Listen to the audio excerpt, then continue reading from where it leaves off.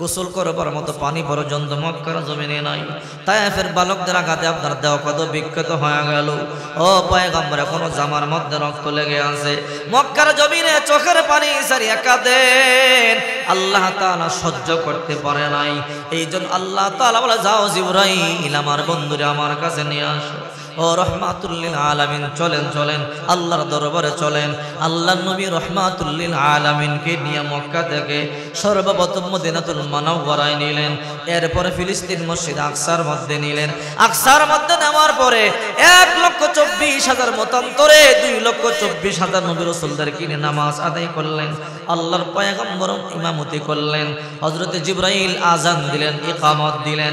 এরপরে 7 আসমান পাড়ি দিয়া সিদরাতুল মুনতাহা পাড়ি দিয়া সোজা আরশে মুআল্লায় আল্লাহর বাড়িতে চলে গেল।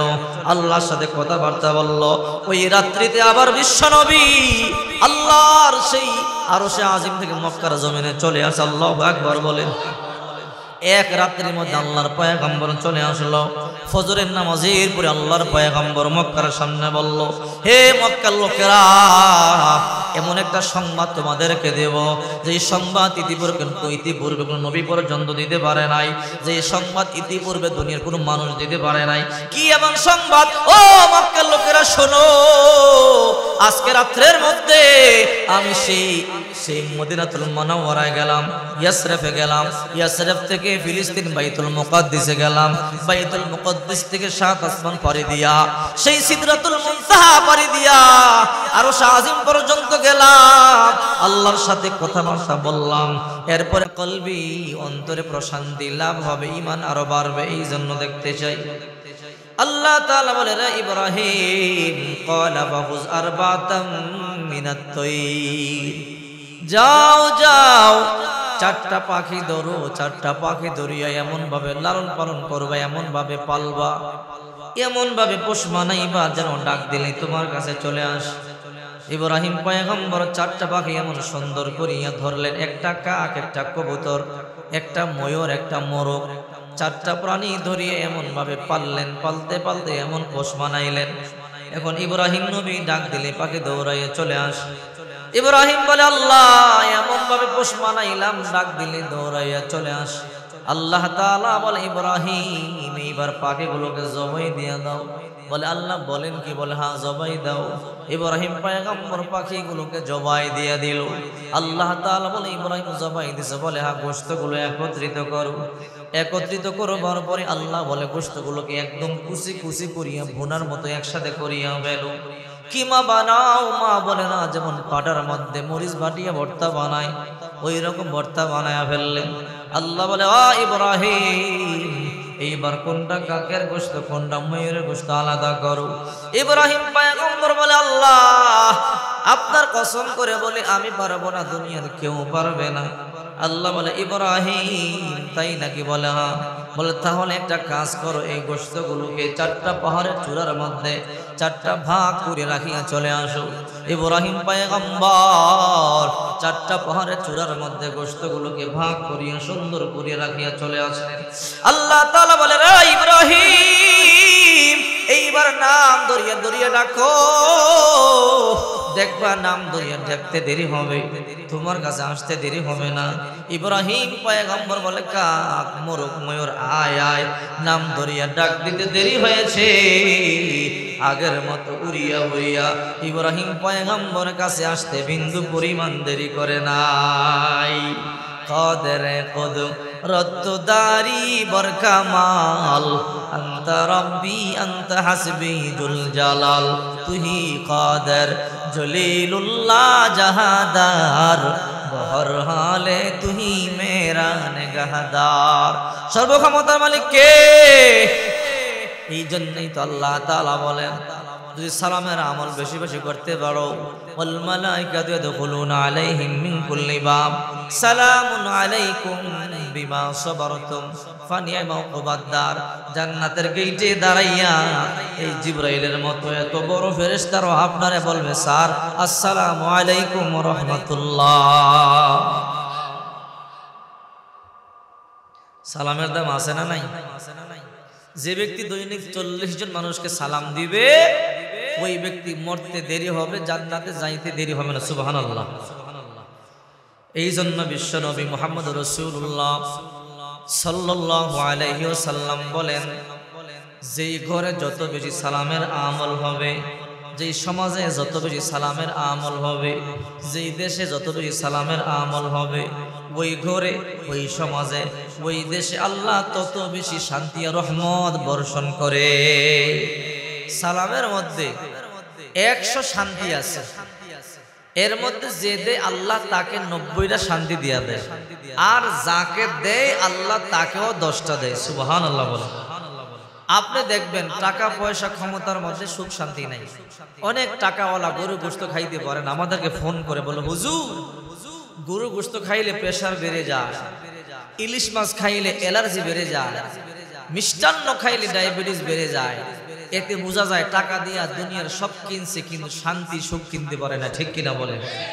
যতদিন পর্যন্ত আপনার ঘরে সুন্নাতের আমল না আসবে, আল্লাহর কসম করে বলি, ততদিন পর্যন্ত আপনার ঘরে শান্তি আসতে পারে।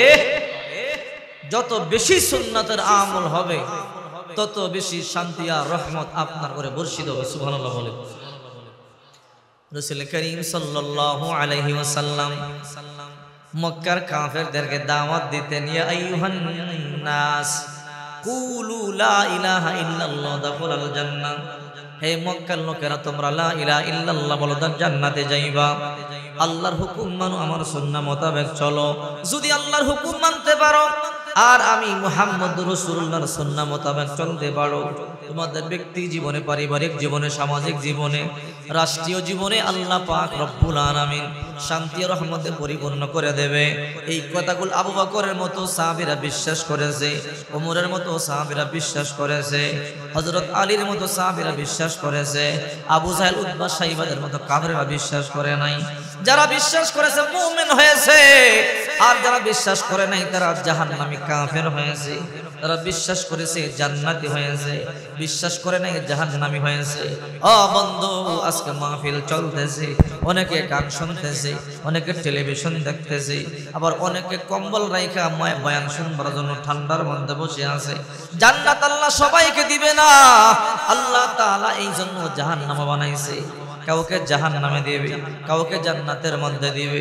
কেউ নামাজ আদায় করে, কেউ নামাজ আদায় করে না, কেউ দুধ পান করে, কেউ বা মদ পান করে। কথা বলেন ঠিক কি না?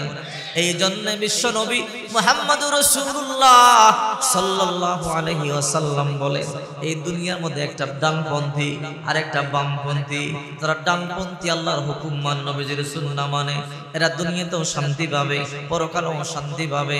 এরা 5 ওয়াক্ত নামাজ আদায় করে, রমজান মাসে রোজা পালন করে, আব্বা আম্মার খেদমত করে, সুদ খায় না, ঘুষ খায় না, মিথ্যা কথা বলে না, আজান শুনলে কাজ বন্ধ করে মসজিদের মধ্যে চলে আসে। আল্লাহর হাবিব বলে, যারা আল্লাহর হুকুম মানে এরা মরতে দেরি হবে, জান্নাতে ঢুকতে দেরি হবে না। এত সুন্দর সুন্দর কথাগুলো মক্কার জমিন আল্লাহর পয়গম্বর বললেন, কাফেররা বিশ্বাস করলো না। আল্লাহর নবী রাহমাতুল লিল আলামিন এই শাবান মাস, রজব মাস চলতেছে। এই রজব মাসে বিশ্বনবী মেরাজ করবার জন্য গেলেন। জিবরাইল আমিন আয়েশা গেল, আল্লাহর নবী বাইতুল্লাহ চত্বরে ঘুমায়। জিবরাইল আয়েশা গভীর রাতে সালাম দিয়া বলে, আসসালাতু ওয়াসসালামু আলাইকা ইয়া রাসূলুল্লাহ। ও আল্লাহর হাবিব, ঘুম থেকে জাগেন। আল্লাহর হাবিব বলে, কি রে জিবরাইল, কেন আগমন করলো? ও রাহমাতুল লিল আলামিন, এই মক্কার জমিনে আপনি টিকতে পারেন নাই, এই মক্কার লোকেরা আপনাকে মারধর করেছে, তাই তায়েফে গেলেন, তায়েফের লোকেরাও মারধর করেছে।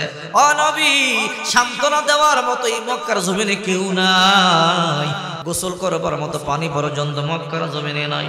তায়েফের বালকদের আঘাতে আপনার দেহ কত বিক্ষত হয়ে গেল। ও পয়গম্বর, এখনো জামার মধ্যে রক্ত লেগে আছে।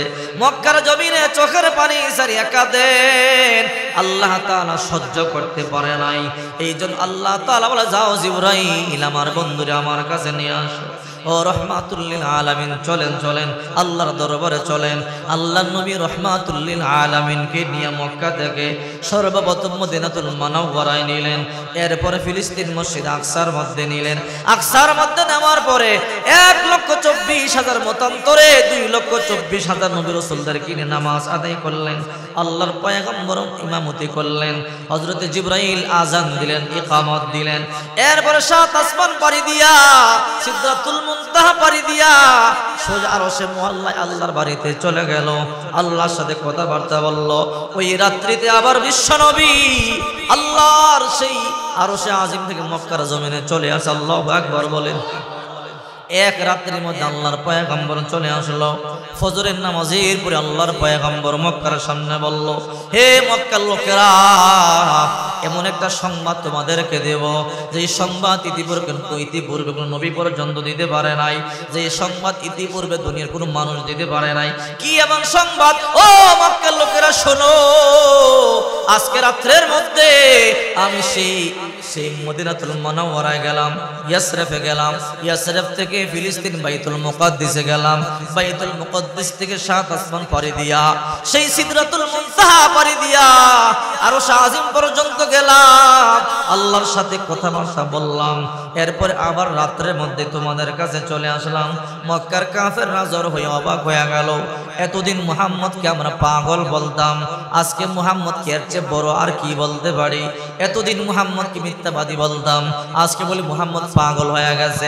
এক রাত্রির মধ্যে কেমনে সেই মদিনায় যায়, যে মদিনা 450 কিলোমিটার, আবার সেখান থেকে প্রায় 500 কিলোমিটার দূরে সেই ফিলিস্তিন কেমনে গেল? আর ফিলিস্তিন থেকে আবার কেমনে 7 আসমান পাড়ি দিল, 7 আসমান পাড়ি দিয়ে আবার কেমনে আরশে মুআল্লায় গেল, ওখান থেকে আবার কেমনে এক রাত্রির মধ্যে মক্কার জমিনে চলে আসলো। আবু জেহেল বলে, মুহাম্মদ তোমার মতো মিথ্যাবাদী মক্কার জমিনে আর নাই, হে মুহাম্মদ তুমি বড় পাগল। আবু জেহেল দৌড়াইয়া গিয়ে বলে, আবু বকর তোমার বন্ধু মক্কার জমিনে কি বলে দেখো, বলে কি বলে? আজকে নাকি তোমার বন্ধু মুহাম্মদ 7 আসমান পাড়ি দিয়া সেই আল্লাহর দরবারে চলে গেছে, আবার নাকি তোমাদের আল্লাহর দরবার থেকে আবার 7 আসমান পাড়ি দিয়া মদিনায় চলে আসলো, ওই মদিনা থেকে আবার মক্কার জমিনে চলে আসলো। আবু বকর বলো, এইরকম মিথ্যা কথা মানুষে বলতে পারে নাকি? ও আবু বকর, এইরকম কথা কোনো পাগল বলে নাকি? আবু বকর বলে, আবু জাহিল এই কথা কে বলছে? তোমার বন্ধু মুহাম্মদ বলছে। যদি আমার বন্ধু মুহাম্মদ এই কথা বলে, আল্লাহর কসম মুহাম্মদুর রাসূলুল্লাহ জিন্দেগিতে কোনোদিন মিথ্যা কথা বলতে পারে না। তাই নাকি বলে? হ্যাঁ। আবু বকর দৌড়াইয়া চলে এলো, এসে দেখে আল্লাহর নবী রাহমাতুল লিল আলামিন এখনো মক্কার জমিনে সেই বক্তব্য দিতেছে। ও সাহাবীরা, আজকে রাত্রের মধ্যে আমি আরশ আজিম পর্যন্ত গেলাম, আজকে আরশে আজিম থেকে আমি আবার তোমাদের কাছে চলে আসলাম। আবু বকর বলে, সাদাকাত ইয়া রাসূলুল্লাহ, ও বিশ্বনবী আপনি যা বলেছেন সত্য বলেছেন। আল্লাহর হাবিব বলে, আবু বকর এতক্ষণ পর্যন্ত এই বক্তব্য দিতেছিলাম, কেউ আমার কথা বিশ্বাস করতেছিল না, সবাই আশ্চর্য হয়ে আমার কথাগুলো শুনতেছিল। আবু বকর আবার এই কথা কেমনে তোমার বিশ্বাস হয়ে গেল? আবু বকর বলে, নবী দীর্ঘ 20টা বছর আমি আপনার সাথে চলতেছি রে নবী, জিন্দগিতে একদিনের জন্য মিথ্যা কথা বলেন নাই। ও রাহমাতুল লিল আলামিন, যদি আজকে রাত্রে আপনি মদিনাতুল মুনাওয়ারা গিয়ে থাকেন, ওখান থেকে বাইতুল আকসা গিয়ে থাকেন, ওখান থেকে 7 আসমান পাড়ি দিয়ে আল্লাহর বাড়িতে যাইয়া থাকেন, আল্লাহর কসম দুনিয়ার কেউ বিশ্বাস করুক আর না করুক, আমি আবু বকর বিশ্বাস করি। আল্লাহু আকবার বলেন। ইমামুল আউয়ালিন ওয়াল আখিরিন, হরে সদকা রহমাতাল লিল আলামিন, শুধু জুদাস রহমাতাল লিল আলামিন, সিজদা ও শুদ হামারু ইয়া জমি।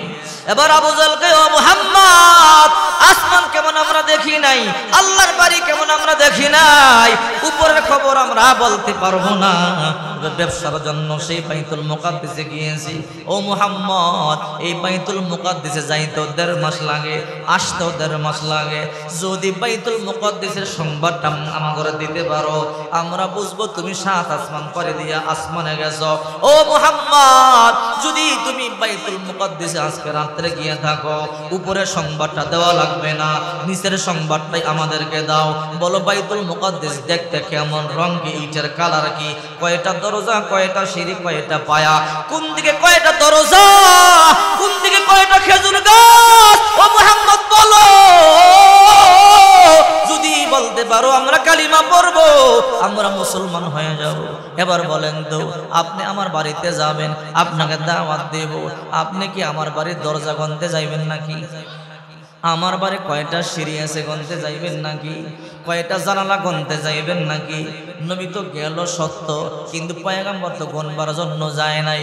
এবার আবু জাহেল বলে, মুহাম্মদ সত্য নবী হইলে বলিয়া দাও, বললে কালিমা পড়বো, মুসলমান হয়ে যাব।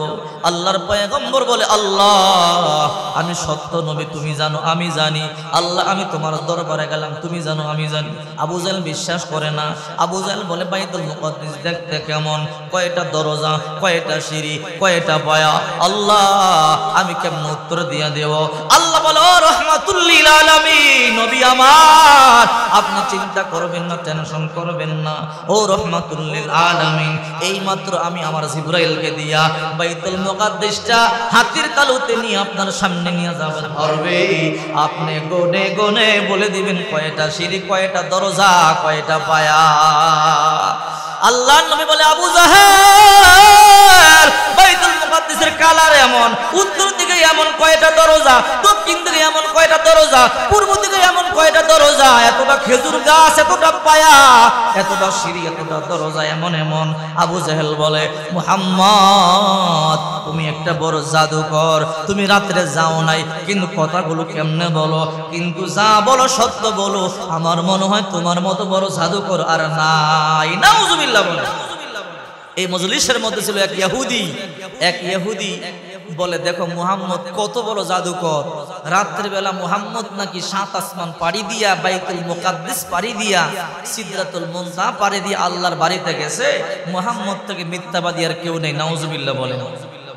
ইহুদি বাড়িতে যাবে, বাড়িতে যাওয়ার আগে চিন্তা করে বাজারে যায়, বাজার করিয়া যায়, বাজার করিয়া বাড়িতে যাব, আবার বাড়িতে যাব, আবার বাজারে আসবো, উল্টা হয়ে যায়। আল্লাহ নবীর মজলিসটা শেষ করিয়া ইহুদি বাজারে গিয়া বলে, ও বাজারের লোকেরা শোনো, এতদিন মুহাম্মদকে মিথ্যাবাদী বলতাম, আজকে মুহাম্মদ পাগল হয়ে গেছে। বাজারের লোকেরা কই কি হয়েছে? বলে, মুহাম্মদ যে সংবাদটা আজকে দিল, এমন মিথ্যা সংবাদ দুনিয়ার কেউ দেয়নি। বলে, কি সংবাদ? মুহাম্মদ নাকি আজকে রাত্রের মধ্যে মদিনাতুল মুনাওয়ারায় গেল, মদিনা থেকে আবার ফিলিস্তিন বাইতুল মুকাদ্দিসে গেল, ফিলিস্তিন থেকে 7 আসমান পাড়ি দিল, সিদরাতুল মুনতাহা পাড়ি দিল, আল্লাহর বাড়িতে গেল, আল্লাহ থেকে কথাবার্তা বলিয়া আবার সেই রাত্রের মধ্যে আবার সে মক্কা শরীফে চলে আসলো। হে বাজারের লোকেরা বলো তো, এমন মিথ্যা কথা দুনিয়ার কোন মানুষ বলতে পারে নাকি? মুহাম্মদকে আগে মিথ্যাবাদী বলতাম, এখন পুরো পাগল হয়ে গেছে, মেন্টাল হয়ে গেছে। এই কথা বলিয়া বলে পুরো বাজারটারে গরম করে ফেললো। গরম করে একটা বড় শৈল মাছ কিনছে, বিশাল শৈল মাছটা কিনে বাড়িতে গেল, গিয়া বলে, বিবি এই শৈল মাছটা সুন্দর করিয়া কাটবা, কাইটা সুন্দর করিয়া ভাজি করবা, আমি গোসল করবার জন্য গেলাম, গোসল করে আসিয়া শৈল মাছটা আমি খাবো। বিবি বলল, টেনশন করবেন না, যান যান বাজারে গোসল করবার জন্য যান, আমি শৈল মাছটা সুন্দর করিয়া কাটবো, ভাজি করিয়া রান্না করব। ইহুদি বিবির মাছটা দিয়া গোসল করবার জন্য যখন নদীর মধ্যে চলে যায়, বিবি মাছটা কাটা শুরু করে দিল। স্বামী আসবে কিছুক্ষণ পর, রান্না করে স্বামীরে খাওয়াইতে হবে, পেটের মধ্যে বড় ক্ষুধা, মাথা বড় গরম। ইহুদি গোসল করবার জন্য নদীর পাড়ে গেল, নদীর পাড়ে গিয়া দেখে কোনো মানুষ নাই, নদীর মধ্যে একটা ডুব দিল। যেই নদীর মধ্যে ডুব দিল ছিল পুরুষ, ওইটা দেখে হয়ে গেছে যুবতী মেয়ে। এই কথা কাকে বলবে? তাকাইয়া দেখে নিজের সব পরিবর্তন, ছিলাম পুরুষ হইলাম মেয়ে, এই কথা কাকে বলবো, বললে বলবে ভূতে ধরছে সবাই পালাবে, কিন্তু দেহের মধ্যে পোশাক পর্যন্ত নাই। এত সুন্দর সূর্যের আলোতে চকচক করতেছে, কানের মধ্যে দুল, নাকের মধ্যে ফুল, গলার মধ্যে হার, এগুলো কোত্থেকে আসলো? ছিলাম যুবক, হয়ে গেলাম যুবতী সুন্দরী। সওদাগরের ছেলে, যুবক সওদাগর, নদী দিয়া যায়, নদী দিয়া যখন নৌকা বেয়ে বেয়ে যায়, হঠাৎ করে তাকাইয়া দেখে নদীর মধ্যে গোসল করে দাঁড়াই আছে একটা সুন্দরী যুবতী। নৌকা বিরা একটু দেখি, গিয়ে বলো, যুবতী তুমি দাঁড়াইয়া রইলা, কোনো কথা বলে না, চলো আমি তোমারে বিবাহ করব। লম্বা ঘটনা, বাড়িতে নিয়ে গেল, বাড়িতে নিয়ে বিবাহ করলো। সওদাগর আরো আগে 3টা বিবাহ করেছে, এটা 4 নাম্বার বউ। বউরে বড় আদর করে, বড় যত্ন করে, বড় ভালোবাসে। একটা নয়, 2টা নয়, 12 বছর 7 সন্তানের মা হয়ে গেল। আশ্চর্য হয়ে গেল, আহারে 12 বছর আগে নদীর মধ্যে গোসল করলাম, পুরুষ থেকে ডুব দিয়ে সুন্দরী যুবতী হয়ে গেলাম। এই কথা আজ পর্যন্ত স্বামীকেও বলি নাই। স্বামীকে বললে স্বামী হয়তো আমার পাগল বলবে, নয়তো বলবে ভূতে ধরছে। এই কথা দুনিয়ার কাউকে তো বলতে পারবো না। 12 বছর হয়ে গেল, 7টা সন্তানের মা হয়ে গেলাম। এই সংবাদ আমি কাকে দেব, কেমনে বলবো? হঠাৎ করে মনের দুঃখে কান্দে। আরো 3জন যে স্ত্রী আছে তারা বলে, কি গো বোন, আপনি কেন কান্না করেন? সওদাগরকে গিয়ে বলতেছে, আপনার ছোট বিবি কান্না করে। বলে, কেন কান্না করে? আপনি জিজ্ঞাসা করেন, ও বিবি কেন কান্না করো? তোমার মনের মধ্যে কি দুঃখ আমার বলো। ও স্বামী আমার মনের মধ্যে তেমন দুঃখ নাই, একটা আশা। কি আশা? এক যুবক 12 বছর আগে যে জায়গা থেকে আমার পাইয়া আনছিলেন, ওই সমুদ্রের মধ্যে আবার যাইতে চাই, আর একটা ডুব দিয়ে গোসল করবার মনের মধ্যে বড় ইচ্ছা। সওদাগর বলে, বিবি এটা কি তেমন কোনো বড় কথা? 3জন বিবিরে বললো, যাও যাও, তোমরা তোমাদের বোনকে নিয়ে যাও, ওই সমুদ্রের মধ্যে, ওই জায়গার মধ্যে নিয়ে গোসল করাইয়া আনো। আরো 3জন বিবি তাকে নিয়ে সেই জায়গার মধ্যে আসলো। নাও না, পান ভরিয়া গোসল করো। সওদাগরের ছোট বউ তুমি, তোমার বড় মোহাম্মত করে, বড় ভালোবাসে, কি টেনশন, গোসল করো। আমরা তারাই নাম প্রাণ ভরিয়া গোসল করো। গোসল করবার পরেই তোমাকে নিয়ে যাব। এইবার ওই ইহুদির বউ, এই 4 নাম্বার বউ যখন নদীর মধ্যে আমরা ডুব দিল, 12 বছর পরে এই জায়গার মধ্যেই ডুবটা দিছিল। আবার যখন 12 বছর হয়ে গেল, ডুব দিল, ডুব দিয়ে উঠতে দেরি, আবার আগের মতো পুরুষ হইয়া যাইতে দেরি নাই।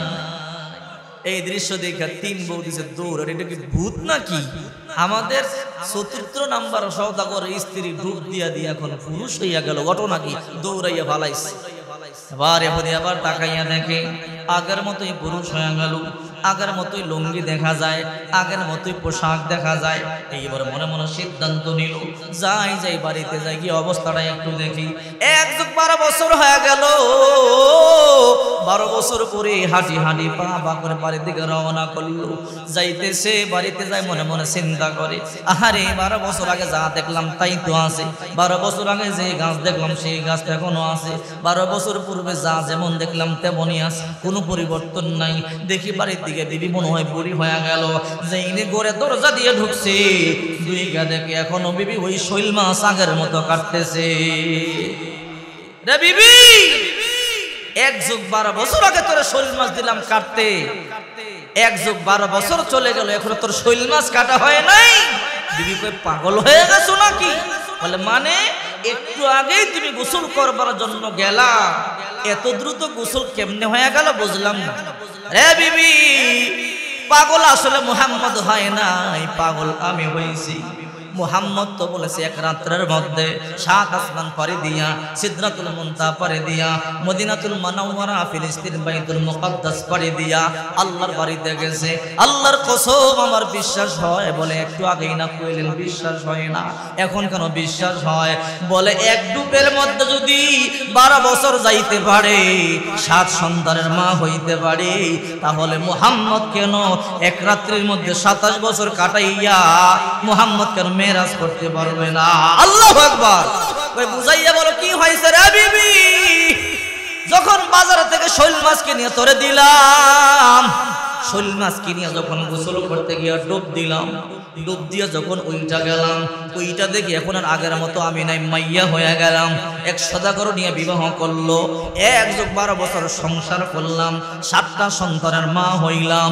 1 যুগ 12 বছর যদি 7 সন্তানের মা হইয়া সেই শৈল মাছে দেখি যে শৈল মাছ তোরে কিনা দিয়া গেছিলাম, যদি এতটুকুন সময়ের মধ্যে 1 যুগ কাটতে পার, কসম দেরি নাই, মুহাম্মদ সত্য নবী, তাড়াতাড়ি চল গিয়া কালেমা পড়ে মুসলমান হয়ে যায়। আল্লাহু আকবার। আল্লাহ আল্লাহ क्या मुबारक नाम है, अल्लाह अल्लाह आशिकू का काम है, या इलाही मुझसे मुझको दूर कर, ताकि देखो मुझ में तुझको एक नजर जन्नत दो, ज़ुख से या रब क्या करो, आरज़ू है मैं तुझे देखा करो, हूरो गिल्मा जितने नेमत है तो सबसे बढ़कर नेमते दीदारे तो। আবু জাহেল এবার সিদ্ধান্ত নিয়ে নিল মুহাম্মদের সাথে এমনি পারবো না, মুহাম্মদকে হত্যা করতে হবে, মুহাম্মদকে কতল করতে হবে। কতই বুঝাইলাম মুহাম্মদকে মারতে পারি না, মুহাম্মদকে কতল করতে হবে।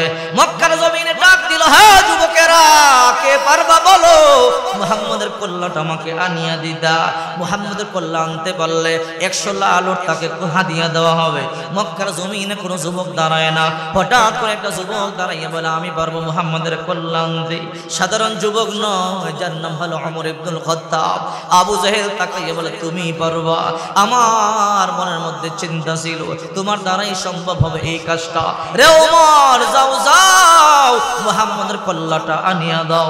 মুহাম্মদের কল্লা আনতে বললে 100 উট তোমাকে দেওয়া হবে। ওমর বলল অপেক্ষা করো, কিছুক্ষণের মধ্যে মুহাম্মদের কল্লা আনিয়া দেব। হযরত ওমর মক্কার জমিনের সবচেয়ে বীর। মক্কার জমিনে ওকাজ নামে একটা মেলা হইতো, ওই মেলার মধ্যে মক্কার জমিনে কুস্তি লাগতো, ওই কুস্তির মধ্যে 1 নম্বর হযরত ওমর হইতো। ওমর দাঁড়াইয়া বলে হ্যাঁ আবু জাহেল অপেক্ষা করো, কিছুক্ষণের মধ্যেই মুহাম্মদের কল্লা আনবো। হযরত ওমর রওনা করলো তরবারি নিয়া। আল্লাহর পয়গম্বরের কাছে মাত্র 39 জন মানুষ মুসলমান হইল। আল্লাহর নবী দারুল আরকাম সাফার নিচে, সাফা পর্বতের পাদদেশে দারুল আরকামের মধ্যে সাহাবায়ে কেরামদেরকে নিয়ে বয়ান করতেছিল। হযরত ওমর হাঁটি হাঁটি পা পা করে খোলা তরবারি নিয়ে যায় আল্লাহর পয়গম্বরকে হত্যা করবার জন্য। রাস্তার মধ্যে নাঈম নামের একজন যুবক বলে ওমর কই যাও? মুহাম্মদের কল্যাণ বার জন্য যাই। মুহাম্মদের কল্যাণ কি হবে? 100 লাল উট উপহার পাবো। মুহাম্মদ নতুন নতুন ধর্মের কথা বলে, এই কথা মক্কার জমিনে চলবে না। নাঈম বলে ওমর ঘর সামলাইতে পারো না, আর এক বেটাকে সামলানোর জন্য যাও বলে বুঝলাম না। ঘরে যাও, বাড়িতে যাও, তোমার বোন ফাতেমা তোমার ভগ্নিপতি সাঈদ কালিমা পড়েছে, মুসলমান হয়ে গেছে, যাও যাও আগে গিয়ে ঘর সামলাও। ওমর কয় সত্য নাকি? বলে হ্যাঁ সত্য। রে নাঈম যদি মিথ্যা হয় 2 টুকরা করব, আর সত্য হলে আগে বাড়িতে গিয়ে ঘর সামলাবো। হযরত ওমর রাদিয়াল্লাহু তাআলা আনহু হাঁটি হাঁটি পা পা করিয়া যখন বাড়ির সামনে গেল, ভিতর থেকে কোরআন তেলাওয়াতের আওয়াজ শোনা যায়। দরজার মধ্যে গিয়ে নক করে বলে ইফতাহ বাব, ইয়া আমার বোন দরজা খোলো। ভিতর থেকে চিন্তা হারে ওমর চলে আসছে। আমার ভাই ওমর আসলে আমাদেরকে মারিয়ে ফেলবে, রক্ষা নাই। বোন তারাতে কোরআন শরীফটা লুকাইয়া ফেললো। ওমর দ্বিতীয়বার বলল দরজা খোল, দরজা খোলে না। তৃতীয়বার বলল হে উখতি দরজা খোল, দরজা খোলে না। ওমর লাত্তি দিয়ে দরজা ভাঙ্গা ভিতরে ঢুকলো। দুইকা দেখে বোন ভয়ে কাঁপতেছে। হে বোন কি পড়তেছিলে আমার বল? বোন কোন কথা বলে না। সত্যি করে বল কি তেলাওয়াত করতেছিলে? বোন বলে না তোমার বলা যাবে না। আমার দেখা কি তেলাওয়াত করতেছিলি? বোন বলে না না না তোমাকে দেখানো যাবে না, তোমার কাছে দেওয়া যাবে না। ওমর মাথা গরম, বোনের উপরে আক্রমণ শুরু করে দিল। এমন ভাবে মারধর শুরু করে দিল, রক্তাক্ত করে ফেললো। বোন জমিনের মধ্যে পড়ে গেল। বোন চোখের পানিগুলো সারিয়া কান্না করে বলে ভাই আজকে সামনে আমার মা নাই, আমার বাবা নাই, এই জন্য আমার তুমি এমনি মারিয়া রক্তাক্ত করলা। আল্লাহর কসম করে বলি তোমার গায়ে যে খাত্তাবের রক্ত, আমার গায়েও সেই খাত্তাবের রক্ত। আমি মাইয়া হইতে পারি, ঈমান ছাড়তে পারি না। রে ভাই আমার মারতে মারতে রক্তাক্ত করে ফেলো, আল্লাহর কসম ঈমান আমি ছাড়বো না। ওমরের মায়া হয়ে গেল, আপন সহোদর বোনকে এমনি আমি মারধর করলাম। বলে বোন এবার নরম সরে বলে, কি পড়তেছিল আমার দেখা তোরে আর আমি মারবো না। আমার বুঝতে বাকি নাই যে ইসলাম কবুল করেছো ওই ইসলামটা তোমাদের জীবন থেকেও বেশি প্রিয়। হে বোন আমি আর মারবো না, দেখা কি পড়তেছিলি দেখা।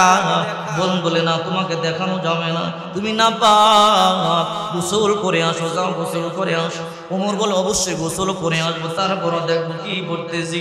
খলিফাতুল মুসলিমিন তখন মুসলমান হয় নাই, গোসল করবার জন্য কূপের পাশে চলে গেল, পানি ডালিয়া ডালিয়া সুন্দর করে গোসল করিয়া বলে, ও বোন আমি গোসল করলাম, পবিত্র হইলাম, দাও দাও কি পড়তেছিলি আমার দে। বোন বলে এই নাও কোরআন, এই কোরআনের সূরা তাহা পড়তেছিলাম রে ভাই। হযরত ওমর তার আরবি ভাষা বোঝে, কোরআন তেলাওয়াত শুরু করে দিল, তোহা মা আনজালনা আলাইকাল কুরআন লিতাশকা। পড়তে পড়তে 14 নম্বর আয়াত, ইন্নানি আনাল্লাহু লা ইলাহা ইল্লাহু। এই আয়াত পর্যন্ত যখন আসলেন আল্লাহ ডাইকা বলে, ও মা আমি তোর রব, আমি তোর আল্লাহ, ইবাদত হবে আমার, আমি ছাড়া আর ইবাদত কারো করা যাবে না। ওমর আয়াতটা পড়ে আর থরথর থরথর করিয়া কাঁপে। এইবার ওমর বলে, আর দেরি নাই, তাড়াতাড়ি চল আমার মুহাম্মাদের কাছে নিয়ে যা, আমিও কালিমা পড়ব, মুসলমান হব। বোন বলে বিশ্বাস করি না। বলে ওমর মিথ্যা কথা বলে না, ওমর কাফের হতে পারে, মিথ্যা কথা বলতে পারে না। বোন বলে তাহলে চলো। এইবার সবাই দেখতেছে ওমর খোলা তরবারি নিয়ে আসতেছে। আল্লাহর হাবিব দুর্বল সাহাবীদেরকে নিয়ে সাফা পর্বতের পাদদেশে দারুল আরকাবের মধ্যে বয়ান করতেছে। সাহাবায়ে কেরাম দেখতেছে, পয়গম্বর দেখতেছে, হযরত ওমর খোলা তরবারি নিয়ে আসতেছে। সাহাবায়ে কেরাম বলে, পয়গম্বর ওই যে ওমর আসতেছে, হাতের মধ্যে তরবারি দেখা যায়, ও রহমাতুল লিল আলামিন আপনি অনুমতি দেন, আমরা ওমরের সাথে যুদ্ধ করব। হয়তো ওমরের যদি ওমরের চিন্তা ভাবনা খারাপ হয়, ওমরকে আমরা হত্যা করে ফেলব, নয়তো আমরা শাহাদাত বরণ করব। ও নবী আপনার কাজ পর্যন্ত পৌঁছতে দিব না, হয়তো আমরা মরব, নয়তো ওমর মরবে। আল্লাহর নবী কই না রে সাবিরা না, ওমর আমার কাছে আসতে দে, তোরা সাইড দিয়া দে, মাঝখান রাস্তা করিয়া দাও, ওমরকে আমি পর্যন্ত আসতে দাও। গত রাতে আল্লাহর পয়গম্বর সাজদায় করিয়া চোখের পানি কোন সারিয়া কান্না করে দোয়া করেছে, আল্লাহুম্মা আইজ্জিল ইসলাম বিআহাদিল উমরাইন, আয় আল্লাহর দুইটা ওমর থেকে একটা ওমর আমারে দিয়া দাও, হয়তো আবু জেহেলকে মুসলমান বানাইয়া দাও, নয়তো এই ওমরকে মুসলমান বানাইয়া দাও। আল্লাহ দোয়া কবুল করলেন, এই ওমরের ব্যাপারে হেদায়েত দান করলেন। ওমর তরবারি নিয়ে যায়, সাহাবীরা দুই পাশে দাঁড়াই আশ্চর্য হয়ে গেল, জানি না তার বাপসাপ কেমন দেখা যায়, এখন হাতের মধ্যে তরবারি দেখা যায়, বিশালদের অধিকারী, হাঁটি হাঁটি ভা ভা করে আল্লাহর পয়গম্বরের সামনে যায়। আল্লাহর পয়গম্বর দাঁড়াইয়া রইল, দুই পাশে 40 জন সাহাবী 20 জন করে দাঁড়াইয়া রইল। হযরত ওমর আল্লাহর নবীর সামনে দাঁড়াইয়া আল্লাহর পয়গম্বরের দিকে তাকাইয়া রইল। আল্লাহর নবী যখন তার দিকে তাকাইল, বুকের মধ্যে আঙ্গুল দিয়ে বলল, এখনো কি তোর কালিমা পড়বার সময় হয় নাই? ওমর এখনো কি ইসলাম কবুল করবার সময় হয় নাই? ওমর তাকাইয়া রইল, নবীর চেহারা থেকে নূরগুলো জ্বলজ্বল জ্বলজ্বল করিয়া পড়তেছে। ওমর বলে, নবী আমি বুঝতে পারি নাই, এই তরবারি নিয়ে আপনার হত্যা করবার জন্য আসছিলাম। ও রাহমাতুল লিল আলামিন, আল্লাহর কসম করে বলি আপনার থেকে মক্কার জমিনে ভালো মানুষ আর নাই। ও নবী এই না তরবারি, এই তরবারি দিয়ে আপনি আমার কল্লা ঠৌরাইয়া দেন। নবী গো আর দেরি করতে চাই না, এই মুহূর্তে কালিমা পড়াই আমার মুসলমান বানাইয়া দেন। লা ইলাহা ইল্লাল্লাহু মুহাম্মাদুর রাসূলুল্লাহ সাল্লাল্লাহু আলাইহি ওয়াসাল্লাম। ওমর তো কালিমা বললেন, মুসলমান হয়ে গেলেন। এবার ওমর বলে, আল্লাহর নবী আর কোনো ভয় নাই, টেনশন নাই। ও নবী এতদিন দুনিয়া গোপনে গোপনে কালিমার দাওয়াত দিয়েছেন, গোপনে গোপনে ইসলামের দাওয়াত দিয়েছেন, আজকে প্রকাশ্যে আজান হবে, মক্কার জমিনে প্রকাশ্যে নামাজ হবে। ওমর গিয়া বলে, হে মক্কার কাফেরেরা শোনো, যে সব বিবির বিধবা করবা, এতিম সন্তানদেরকে এতিম বানাইবা, আমার সামনে আসো। সাবধান। আবু জাহেল কই কি ওমর বুঝলাম না, সুর কেন পাল্টাইয়া গেল? তুমি না মুহাম্মদকে হত্যা করবার জন্য গেলা? আবু জাহেল গেছিলাম মুহাম্মদকে হত্যা করবার জন্য, আমি কালিমা পড়লাম, মুসলমান হয়ে গেলাম। সাবধান, আজ থেকে মক্কার জমিনে প্রকাশ্যে আজান হবে, আজ থেকে মক্কার জমিনে প্রকাশ্যে নামাজ হবে। যে মুসলমানদের বিরোধিতা করবি, আমি ওমরের তরবারি তার দেহ থেকে কল্লা উড়াইয়া দিবে। আল্লাহু আকবার বলে। চিন্তা করে দেখেন, ওমর বিজয় লাভ করলো, কিন্তু আবু জাহেল চিন্তা ভাবনা করতেছে, না না এমন পারা যাবে না, এমন কমিটি গঠন করতে হবে যে কমিটির মাধ্যমে মুসলমানদেরকে বয়কট করতে হবে, মুসলমানদেরকে মক্কা ছাড়া করতে হবে। মক্কার প্রত্যেকটা ঘর থেকে একজন করে যুবক রেডি করলেন, তোমরা রেডি হয়ে যাও। কেন? বলে মুহাম্মদকে হত্যা করতে হবে, এবং আজ রাতেই হত্যা করতে হবে। মুহাম্মদকে হত্যা না করলে মুহাম্মদ জাদুর মাধ্যমে সবাইকে মুসলমান বানাইয়া ফেলবে, একদিন আমাদের গদি শেষ হয়ে যাবে। এবার কালিমার দাওয়াত দেওয়া বন্ধ করার জন্য মক্কার কাফেররা একজন করে যুবকদেরকে নিয়ে মক্কার জমিনে ভাষণ দিল। হে মক্কার যুবকেরা, তোমাদের কাজ হলো আজকে রাত্রে মুহাম্মদকে হত্যা করা হবে, আজকে রাত্রে মুহাম্মদকে জবাই করা হবে। যে আজকে রাত্রে মুহাম্মদকে জবাই করতে পারবা, মক্কার মধ্যে সবচেয়ে সুন্দরী নারী তার বিবাহ দিয়া দিব। মক্কার জমিন 100 লাল ওট তারে দেওয়া হবে। মক্কার জমিনে পরামর্শ চলতেছে, আল্লাহর নবী রাহমাতুল লিল আলামিনকে হত্যা করা হবে, আল্লাহর নবী মুহাম্মদ রাসূলুল্লাহকে জবাই করা হবে। আল্লাহ তাআলা বলে, ও জিবরাইল তাড়াতাড়ি যাও, আমার বন্ধুরে গিয়া বলো আজকে রাত্রি যেন আমার বন্ধু হিজরত করে মক্কা ছেড়ে মদিনায় চলে যায়। এবার জিবরাইল চলে এলো। জিবরাইল আইসা আল্লাহর নবীর কানে কানে বলে, রাহমাতুল লিল আলামিন তাড়াতাড়ি আপনি ঘুম থেকে জাগিয়া যান। ও রাহমাতুল লিল আলামিন, কাফেররা তরবারি নিয়ে প্রস্তুত হয়ে গেল, আপনার হত্যা করবার জন্য যায়। আল্লাহর নবী ঘুম থেকে জাগিয়া গেল। আহারে, এমন সংবাদটা শুনবার পরে আসমানটা যেন মাথার মধ্যে ভাঙিয়া বলল, যে মক্কার মধ্যে বড় হয়েছি, যে মক্কার আলো বাতাসে ঘুরে বেড়াইছি, যে মক্কার মধ্যে আমার মা ছিল, বাবা ছিল, মেয়ে যে মক্কার জমিনে জন্ম থেকে অদ্যাবধি পর্যন্ত বড় হয়েছি, ওই মক্কার জমিন সারিয়া যাইতে হবে, ঘর বাড়ি সারিয়া যাইতে হবে। আল্লাহ নবী নিজের মানাইতে পারে না। আল্লাহ নবী রাহমাতুল লিল আলামিন হাঁটি হাঁটি পা পা করিয়া বাইতুল্লাহর সামনে গেল। চলেই তো যাবো মদিনাতুল মুনাওয়ারায়, যাই বাইতুল্লাহর সামনে 2টা রাকাত নামাজ আদায় করে যাই। জানি না আবার কখন বাইতুল্লাহ আসতে পারি। বাইতুল্লাহর সামনে গিয়া বাইতুল্লাহর ভিতরে 2 রাকাত নামাজ আদায় করবে। ফালাম্মা হাজারান নবী মিন মক্কা ইলাল মাদিনা ফা ইনতাফাতিন নবী ইলাইহি মাররাতান বা'দা মাররা ফাফাদাত আইনাহু বিদ্দুম। আল্লাহর নবী এক কদম মদিনার দিকে যায়, আবার আরেক কদম বাইতুল্লাহর দিকে চলে আসে। এমন করে করে আল্লাহর নবী বাইতুল্লাহর গিলাফটা ধরিয়া চোখের পানি সারিয়া কান্না করে বলে, বাইতুল্লাহ, মনের মধ্যে বড় আশা ছিল, বড় স্বপ্ন ছিল রে বাইতুল্লাহ, তোরে সামনে রাইখা প্রভুর ইবাদত করব, গোলামি করব, তোর সন্তানদের জন্য মক্কায় থাকতে পারলাম না, মদিনায় মনোমরা চলে যাই, জানি না আমার কবে তোর কাছে আসতে পারে। এবার আল্লাহর নবী মনে মনে সিদ্ধান্ত নিল, বাইতুল্লাহর ভিতরে 2 রাকাত নামাজ আদায় করব। বাইতুল্লাহর দরজার চাবি যার হাতে ছিল তার নাম হল ওসমান ইবনে তলহা, তখন মুসলমান হয় নাই। আল্লাহর নবী বাইতুল্লাহর দরজার সামনে গিয়া যাকে দেখতে পাইল নাম হলো তলহা, ওসমান ইবনে তলহা।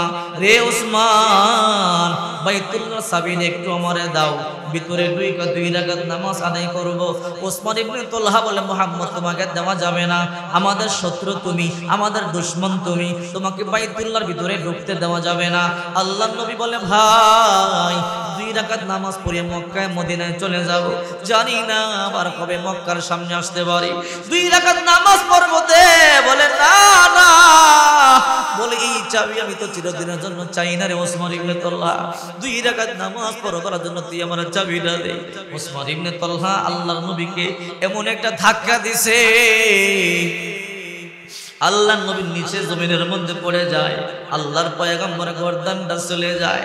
আল্লাহর নবী হাত দিয়ে রক্তগুলো হাতের মধ্যে আইনা দেখে রক্ত বের হয়ে গেল। নবী আমার চোখের পানিগুলো সারিয়া বলে, এই পবিত্র রক্ত কেন জড়াইলা রে ওসমান ইবনে তলহা? 2 রাকাত নামাজ নামাজ পড়বার জন্য তোর কাছে চাবি চাইলাম, চাবি দিলি না। মনে রাখিস এমন একটা দিন আসবে এই চাবি নিয়ে তুই আমার সামনে ভিক্ষুকের মতো দাঁড়াইয়া থাকবি। এবার আল্লাহ নবী রাহমাতুল লিল আলামিন হাঁটি হাঁটি পা পা করিয়া মক্কা থেকে মদিনাতুল মুনাওয়ারার দিকে যায়। আল্লাহ নবী সিদ্ধান্ত নিল আমার প্রিয় সাহাবী আবু বকরকে নিয়ে যাব। নবী আমার হাঁটি হাঁটি পা পা করে আবু বকরের বাড়িতে চলে গেল। দরজার মধ্যে আস্তে করিয়া নক করলো, ইফতাহ বাব ইয়া আবু বকর, হে আবু বকর দরজা খুলিয়া দাও। আবু বকর দরজা খুলে দিল। আল্লাহ নবী বলে আবু বকর, এই গভীর রাত্রে দরজার মধ্যে আস্তে করিয়া নক করলাম, হে আবু বকর তুমি কি ঘুমাও নাই? দরজা খুলিয়া দিলা। আবু বকর বলে নবী আজ থেকে 2.5 বছর পূর্বে একদিন আপনি বলেছিলেন আবু বকর এমন একটা দিন আসতে পারে যেদিন তোমাকে নিয়ে আমি হিজরত করব, তুমি আমার সঙ্গী হবে। ও রাহমাতুল লিল আলামিন, ওই দিন থেকে আল্লাহর কসম বিছানার মধ্যে পিঠ লাগাই না, দরজায় দাঁড়ায়া দাঁড়ায়া আমি আপনার জন্য অপেক্ষা করি। আবু বকর বলে পয়গম্বর আমি শুধু আপনার জন্য অপেক্ষা করি তা না, ও রাহমাতুল লিল আলামিন আমার ছোট্ট মেয়ে আসমা আপনি যখন 2.5 বছর পূর্বে আমারে বলেছিলেন আবু বকর এমন একদিন আসবে আমার সাথে তুমি হিজরত করবা, ওই দিন আমি আমার কন্যাকে কানে কানে বললাম মারে কোন দিন রাত্রে যেন রাহমাতুল লিল আলামিন আমাকে নিয়ে বের হয়ে যায়, হে মা নাস্তা বানাইয়া রেডি করবা, আল্লাহর পয়গম্বর দূরে সফরে যাবে দেওয়ার জন্য। ও নবী ওই দিক থেকে আমার ছোট্ট মেয়েটা আপনার জন্য নাস্তা বানাইয়া বানাইয়া অপেক্ষা করে। ও রাহমাতুল লিল আলামিন আমার মেয়ে শুধু অপেক্ষা করে তা না, এই যে একটা ওট দেখতেছেন আজ থেকে 2.5 বছর পূর্বে কানে কানে বলছে ওট আমি একদিন তোরে নিয়ে মদিনায় যাব, তোর ভাগ্য ভালো তোর পিঠের মধ্যে রাহমাতুল লিল আলামিন সাওয়ার হবে। আল্লাহর কসম তো নবী এই মক্কার জমিনে সব ঘুমায়, এই ওটটা ঘুমায় না। আল্লাহর নবী চোখের পানি সারিয়া দিয়া কান্না শুরু করে দিল। আবু বকরকে বুকের মধ্যে জড়াইয়া বলে আবু বকর আজকে আমি শূন্য হাতে মক্কা সারিয়া মদিনায় যাই রে আবু বকর, তোমার দেওয়ার মতো আমার কাছে তেমন কিছু নাই।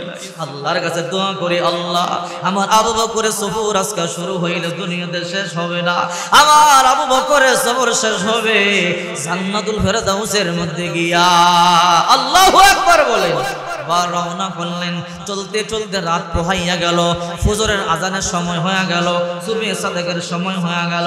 আবু বকর বলে রাহমাতুল লিল আলামিন ও নবী আমরা তাড়াতাড়ি গুহার মধ্যে আশ্রয় গ্রহণ করি, মক্কার কাফেররা দেখিয়া ফেলবে। বলল যাও যাও একটা গুহা তালাশ করিয়া দেখো। আবু বকর বলে নবী ওই যে একটা গুহা দেখা যায় গারে সুর চলেন এই গুহার মধ্যে ঢুকিয়া যাই। গুহার মধ্যে ঢুকিয়া গেল। রাহমাতুল লিল আলামিন বলে আবু বকর আমি চলতে চলতে ক্লান্ত হয়ে গেলাম, তোমার কোলটা দাও একটু মাথা রাখিয়া আমি ঘুমাই। আল্লাহর নবী গো ও রাহমাতুল লিল আলামিন আমার রানটার মধ্যে আপনি ঘুমান। আবু বকর আল্লাহর নবী রানটার মধ্যে একটু শুইয়া বললেন কোন সমস্যা চলবে না? হুজুর চইলাইছে তাহলে কথা না বলাই ভালো। আমি তো মনে করছি কোনো সমস্যা হলে ডান দিক থেকে আমাকে সিগন্যাল দিবেন, ঠিক আছে তো ইনশাআল্লাহ। এবার সিদ্দিক রাদিয়াল্লাহু তাআলা আনহু সবাই একটু জায়গা করে দেন। সবাই দেখছেন মানুষ দাঁড়ায় রয়েছে লা ইলাহা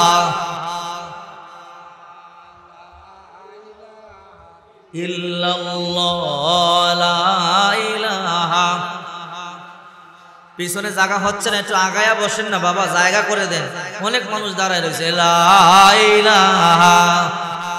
আপনাদের পার্টি থাকলে পিছনে পার্টির ব্যবস্থা করেন। লা ইলাহা বহু দূরে হে মদিনা কেমনে যাবো জানি না। সবাই বলেন বহু দূরে মদিনা কেমনে যাবো জানি না। দয়া করো দয়ার আল্লাহ দয়া করো ফুরাও মনের বাসনা। লা ইলাহা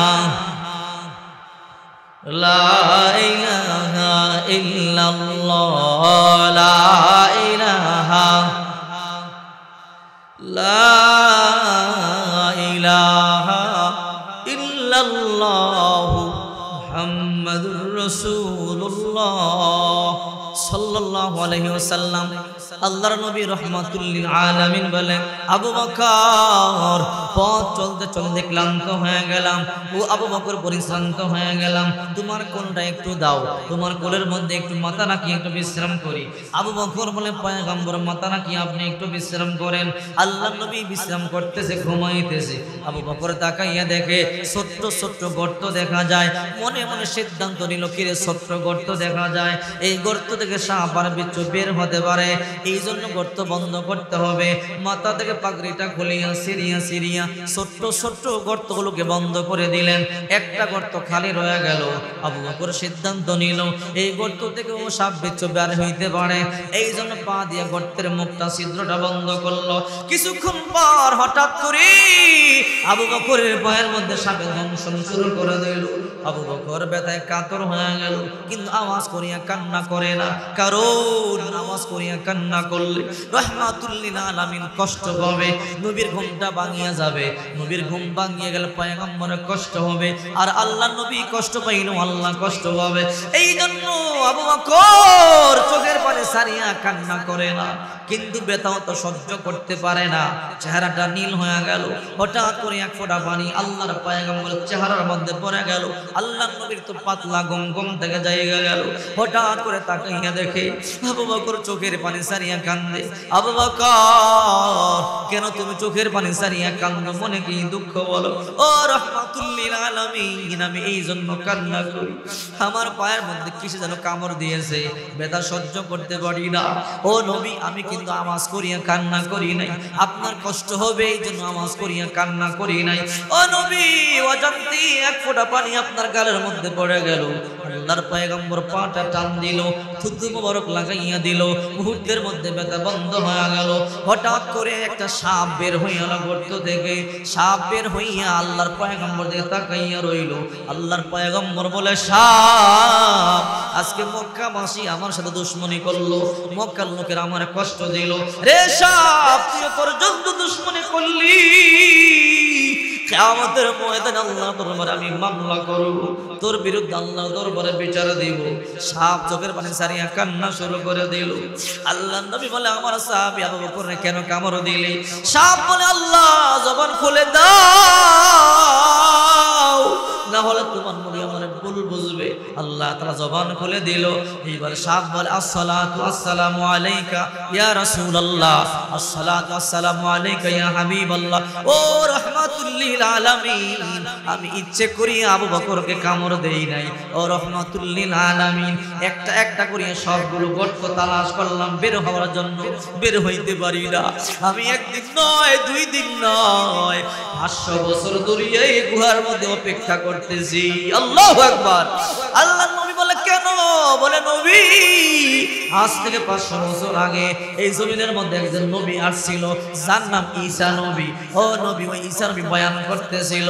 ওই বয়ানের মধ্যে বলতেছিল, এমন একদিন আসবে আমার দুনিয়াতে যাওয়ার 500 বছর পরে একজন নবী দুনিয়াতে আসবে, যার নাম মুহাম্মদ, যার উপরে কালিমা পড়লে, ঈমান গ্রহণ করলে জাহান্নাম হারাম হয়ে যায়, যাকে দেখে ইসলাম কবুল করলে জান্নাত ওয়াজিব হয়ে যায়। ওই দিন থেকে ওয়াদা করলাম, আর আমি সিরিয়ার জমিনে থাকবো না, আমি আর বাইতুল মুকাদ্দাসের জমিনে থাকবো না, আজকে আমি সেই মদিনাতুল মুনাওয়ারার রাস্তায় চলে যাব।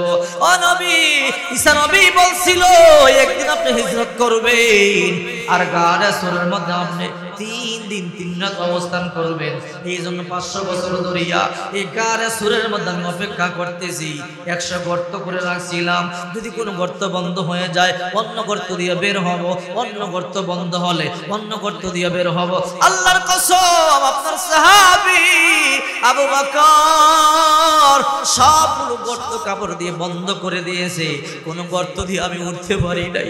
ও নবী, একটা গর্তের মধ্যে গোশত মাংসের গ্রান পাইলাম, ভাবলাম মানুষের পা হবে, কামড় বসাইয়া দিলাম, সরে যাবে, তারপরে গর্তের মুখ খালি হবে, বের হব। ইচ্ছে করে কামড় দেই নাই রে নবী। এখানে কামড় না দিলে পাটা সরাবে না, আর আমি আপনার এক নজর দেখতে পারবো না। আল্লাহর নবী বলে দেখবি কেন? ও নবী, কালিমা পড়বো, ইসলাম কবুল করব, আপনার সাথে জান্নাতে যাব। আল্লাহর হাবিব বলে সাপের জন্য তো জান্নাত নাই। বলে এত কিছু বুঝি না, 500 বছর অপেক্ষা করেছি, জান্নাতে কি আপনার খেদমত করব। আল্লাহু আকবার বলেন। আপনি আল্লাহর কাছে দোয়া করেন, অবশ্যই আল্লাহ তাআলা আপনার দোয়া মঞ্জুর করবে। আল্লাহ তাআলা বলে, ও নবী আমার আপনার প্রেমে পড়ে পাগল হইয়া 500 বছর ধরে অপেক্ষা করেছে, এই সাপকেও আমি আল্লাহ আপনার সাথে জান্নাতে দিয়ে দিব।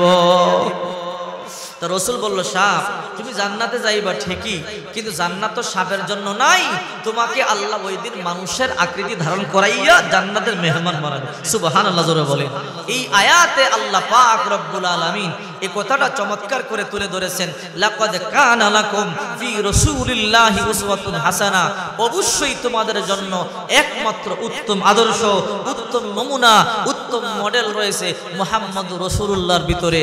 কারণ মুহাম্মদুর রাসূলুল্লাহকে ব্যক্তি জীবনে ফলো করলে ব্যক্তি জীবনটা সুন্দর হয়ে যাবে, সামাজিক জীবনে ফলো করলে সামাজিক জীবনটা সুন্দর হয়ে যাবে, রাষ্ট্রীয় জীবনে যদি মুহাম্মদুর রাসূলুল্লাহকে ফলো করতে পারি, আমাদের রাষ্ট্রটা পৃথিবীর মধ্যে সবচেয়ে সুন্দর রাষ্ট্র হয়ে যাবে। ঠিক কিনা জোরে বলে? ঠিক কিনা?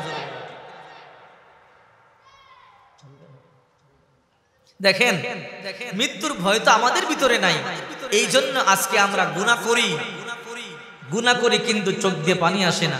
আমাদের নবীদের কি কোনো গুনাহ ছিল? রাসূলুল্লাহর ব্যাপারে আল্লাহ তাআলা বলেন, লিয়াগফিরু লাকাল্লাহু মা তাকদ্দামা মিন যামবি, ও নবী আপনার আগেও গুনাহ নাই, আপনার পরেও গুনাহ নাই, নবীর আগেও গুনাহ নাই, পরেও গুনাহ নাই। এরপর নবী দৈনিক 100 বার তওবা করছে, 70 বার কখনো তওবা করছে, অথচ আমরা ঘন্টায় ঘন্টায় গুনাহ করি, মিনিটে মিনিটে গুনাহ করি। এরপর আমাদের কিন্তু মৃত্যুর ভয় নাই। কথা কন না কা? এরপর আমাদের মৃত্যুর ভয় নাই। আর আমাদের তো সেকেন্ডে সেকেন্ডে নয়, আমাদের সারাক্ষণ তওবার মধ্যেই লেগে থাকা উচিত। ঠিক কি না? নবীজির মেয়ে ফাতেমার দাম কম না বেশি? কেমন দাম জানেন? রাসূল ফাতেমার ব্যাপারে বলে, ফাতিমাতু বিজআতুম মিন্নি, ফাতেমা আমার দেহের অংশ, ফাতেমা কলিজার টুকরা, ফাতিমাতু সাইয়্যিদাতু নিসাই আহলিল জান্নাহ, ফাতেমা জান্নাতের রমণীদের সর্দারিনী। অথচ এমন একটা সার্টিফিকেট পাইছে, ফাতেমা জান্নাতের রমণীদের সর্দারিনী। এরপরও ফাতেমা কবরের ভয়ে, জাহান্নামের ভয়ে হাউমাউ করে কান্দে। পুরা কপাল মুসলমান, আমরা কান্দি না, আমাদের মৃত্যুর ভয় নাই। প্রাইমারি স্কুলে কত বন্ধু দুনিয়া ছাড়িয়া চলে গেল, কলেজ লাইফে কত বন্ধু চলে গেল, মাদ্রাসার লাইফে কত বন্ধু চলে গেল, খেলার কত বন্ধু বান্ধব চলে গেল। তাদের সময় যদি আপনার আমার মরণ হইতো, মাটির সাথে মিশে যাইতাম, হাড় গোড় খুঁজে পাওয়া যাইতো না। এরপরও একবার মৃত্যুর কথা চিন্তা করি না। ঠিক কিনা জোরে বলি? আর ফাতেমা যেদিন ইন্তেকাল করে, ওই ঘটনা শুনলে আপনি চোখের পানি রাখতে পারবেন না। মৃত্যুর কেমন ভয় পাইতো বলবো কিনা? বিরক্ত হইতেছেন? বলবো ইনশাআল্লাহ। হযরত আলী রাদিয়াল্লাহু তাআলা আনহু প্রতিদিন ফজরের নামাজ পড়িয়া ঘরে ঢুকতেন। ঘরে ঢুকেই দেখতেন ফাতেমা হয়তো নামাজের মুসল্লায় কোরআন তেলাওয়াত করে, নয়তো জিকির করে, নয়তো তাসবিহ তাহলিল আদায় করে, একটা না একটা আমলের মধ্যে আছে। কিন্তু হযরত আলী রাদিয়াল্লাহু তাআলা আনহু হঠাৎ করে একদিন ফজরের নামাজ পড়িয়া ঘরে ঢুকলেন। ঘরে ঢুকেই দেখে ফাতেমা নামাজের মুসল্লার মধ্যে নাই, কোরআন তেলাওয়াত করে না, জিকিরও করে না, নামাজ আদায় করে না। আলী মনে মনে চিন্তা করে, আমার ফাতেমার কি হয়ে গেল, আমার ফাতেমা কোথায় হারায়া গেল? কারণ ফাতেমা তো আমাকে না বলে কোথায় যাওয়ার মতো না। হঠাৎ করে আলী ফাতেমার পুরা ঘরটা তন্ন তন্ন করে তালাশ করে।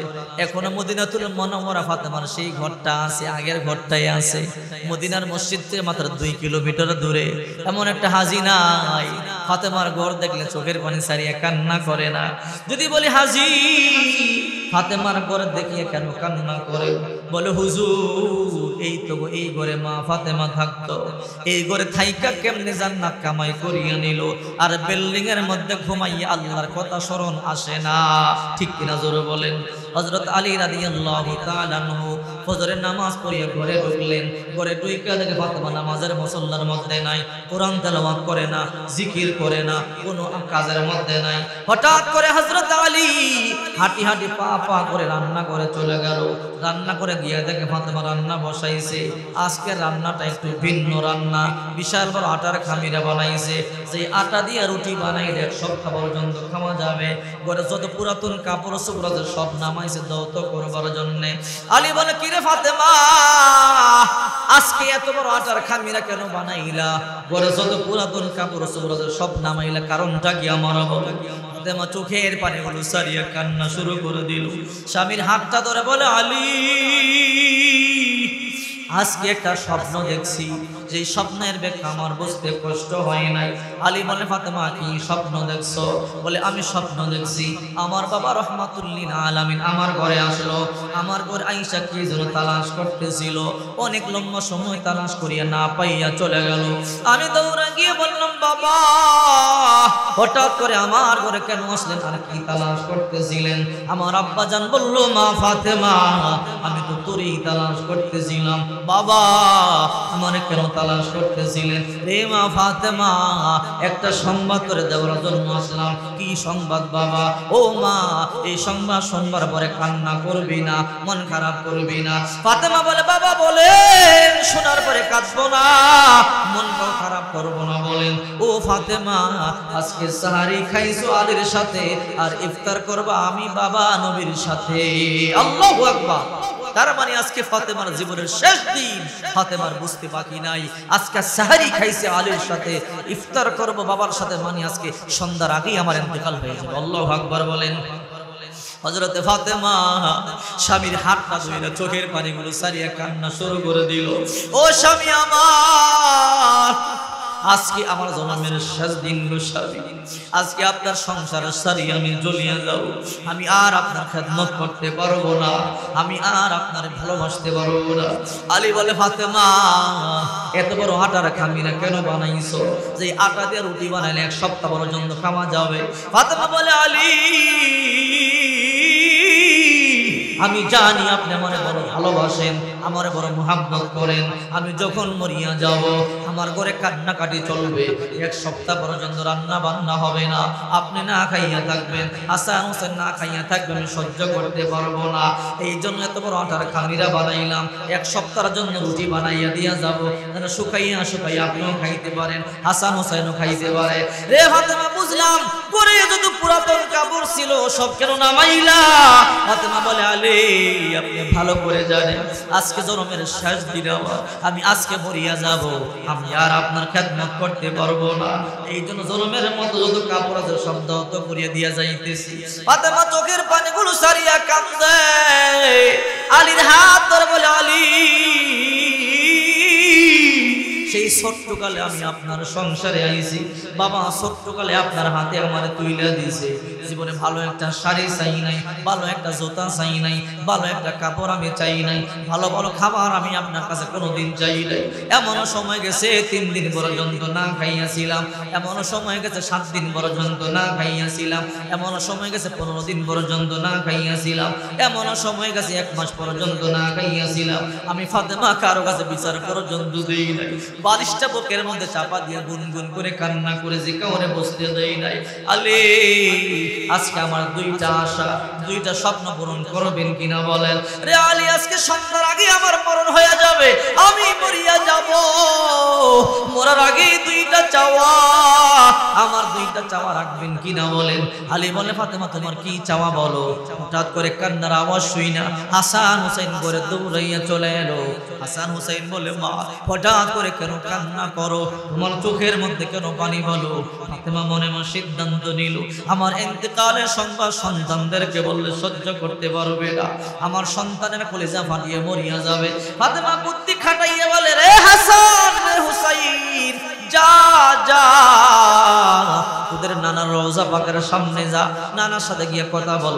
আল্লামা আশরাফ আলী থানভী রাহমাতুল্লাহ আলাইহি লেখেন, যখন হাসান হুসাইন আল্লাহর পয়গম্বর রওজার সামনে সালাম দিত, নবী দুনিয়ায় থাইকা যেমন কথা বলতো, রওজা শরীফ থেকে আল্লাহ নবী ওই রকম কথা বলা শুরু করে দিত। আল্লাহু আকবার বলেন।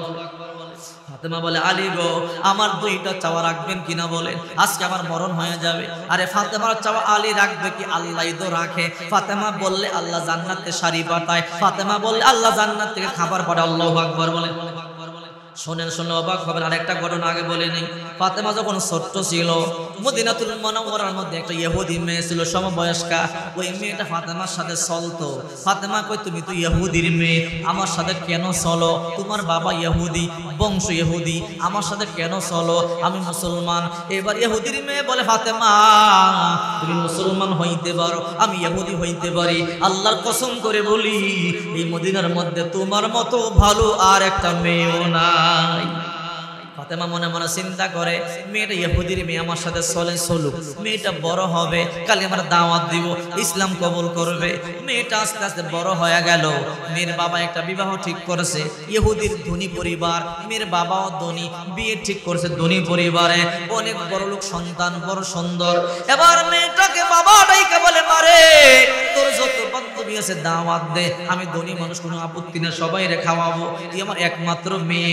এবার মেয়ে বলে বাবা আমার 300 ইহুদি বান্ধবী আছে, সবাইকে দাওয়াত দেওয়া লাগবে। ইহুদি বলে শুধু 300 না, 1000 দাওয়াত দাও, সমস্যা নাই। এবার মেয়েটা বলে বাবা শর্ত আছে। বলে কি শর্ত? বলে আমার একটা বান্ধবী আছে, নাম তার ফাতেমা, মুসলমান, মুহাম্মদের কন্যা। ওই ফাতেমা আমার সবচেয়ে প্রিয় বান্ধবী, তাকেও কিন্তু দাওয়াত দেওয়া লাগবে। ইহুদির মাথা গরম হয়ে গেল। মুহাম্মদ আমাদের চিরশত্রু, আর মুহাম্মদের মেয়ে আমার বাড়িতে বিয়া খাইতে আসবে, মানুষ কি বলবে? না, মানুষ বলবে মুহাম্মদের সাথে আমার সম্পর্ক আছে। না না মা, এই কাজ করিস না, ফাতেমার দাওয়াত দিস না, প্রয়োজনে তোর 1000 বান্ধবী দাওয়াত আমি খাওয়াবো, সমস্যা নাই, টাকার অভাব নাই, কিন্তু মুহাম্মদের কন্যা ফাতেমার দাওয়াত দিস না।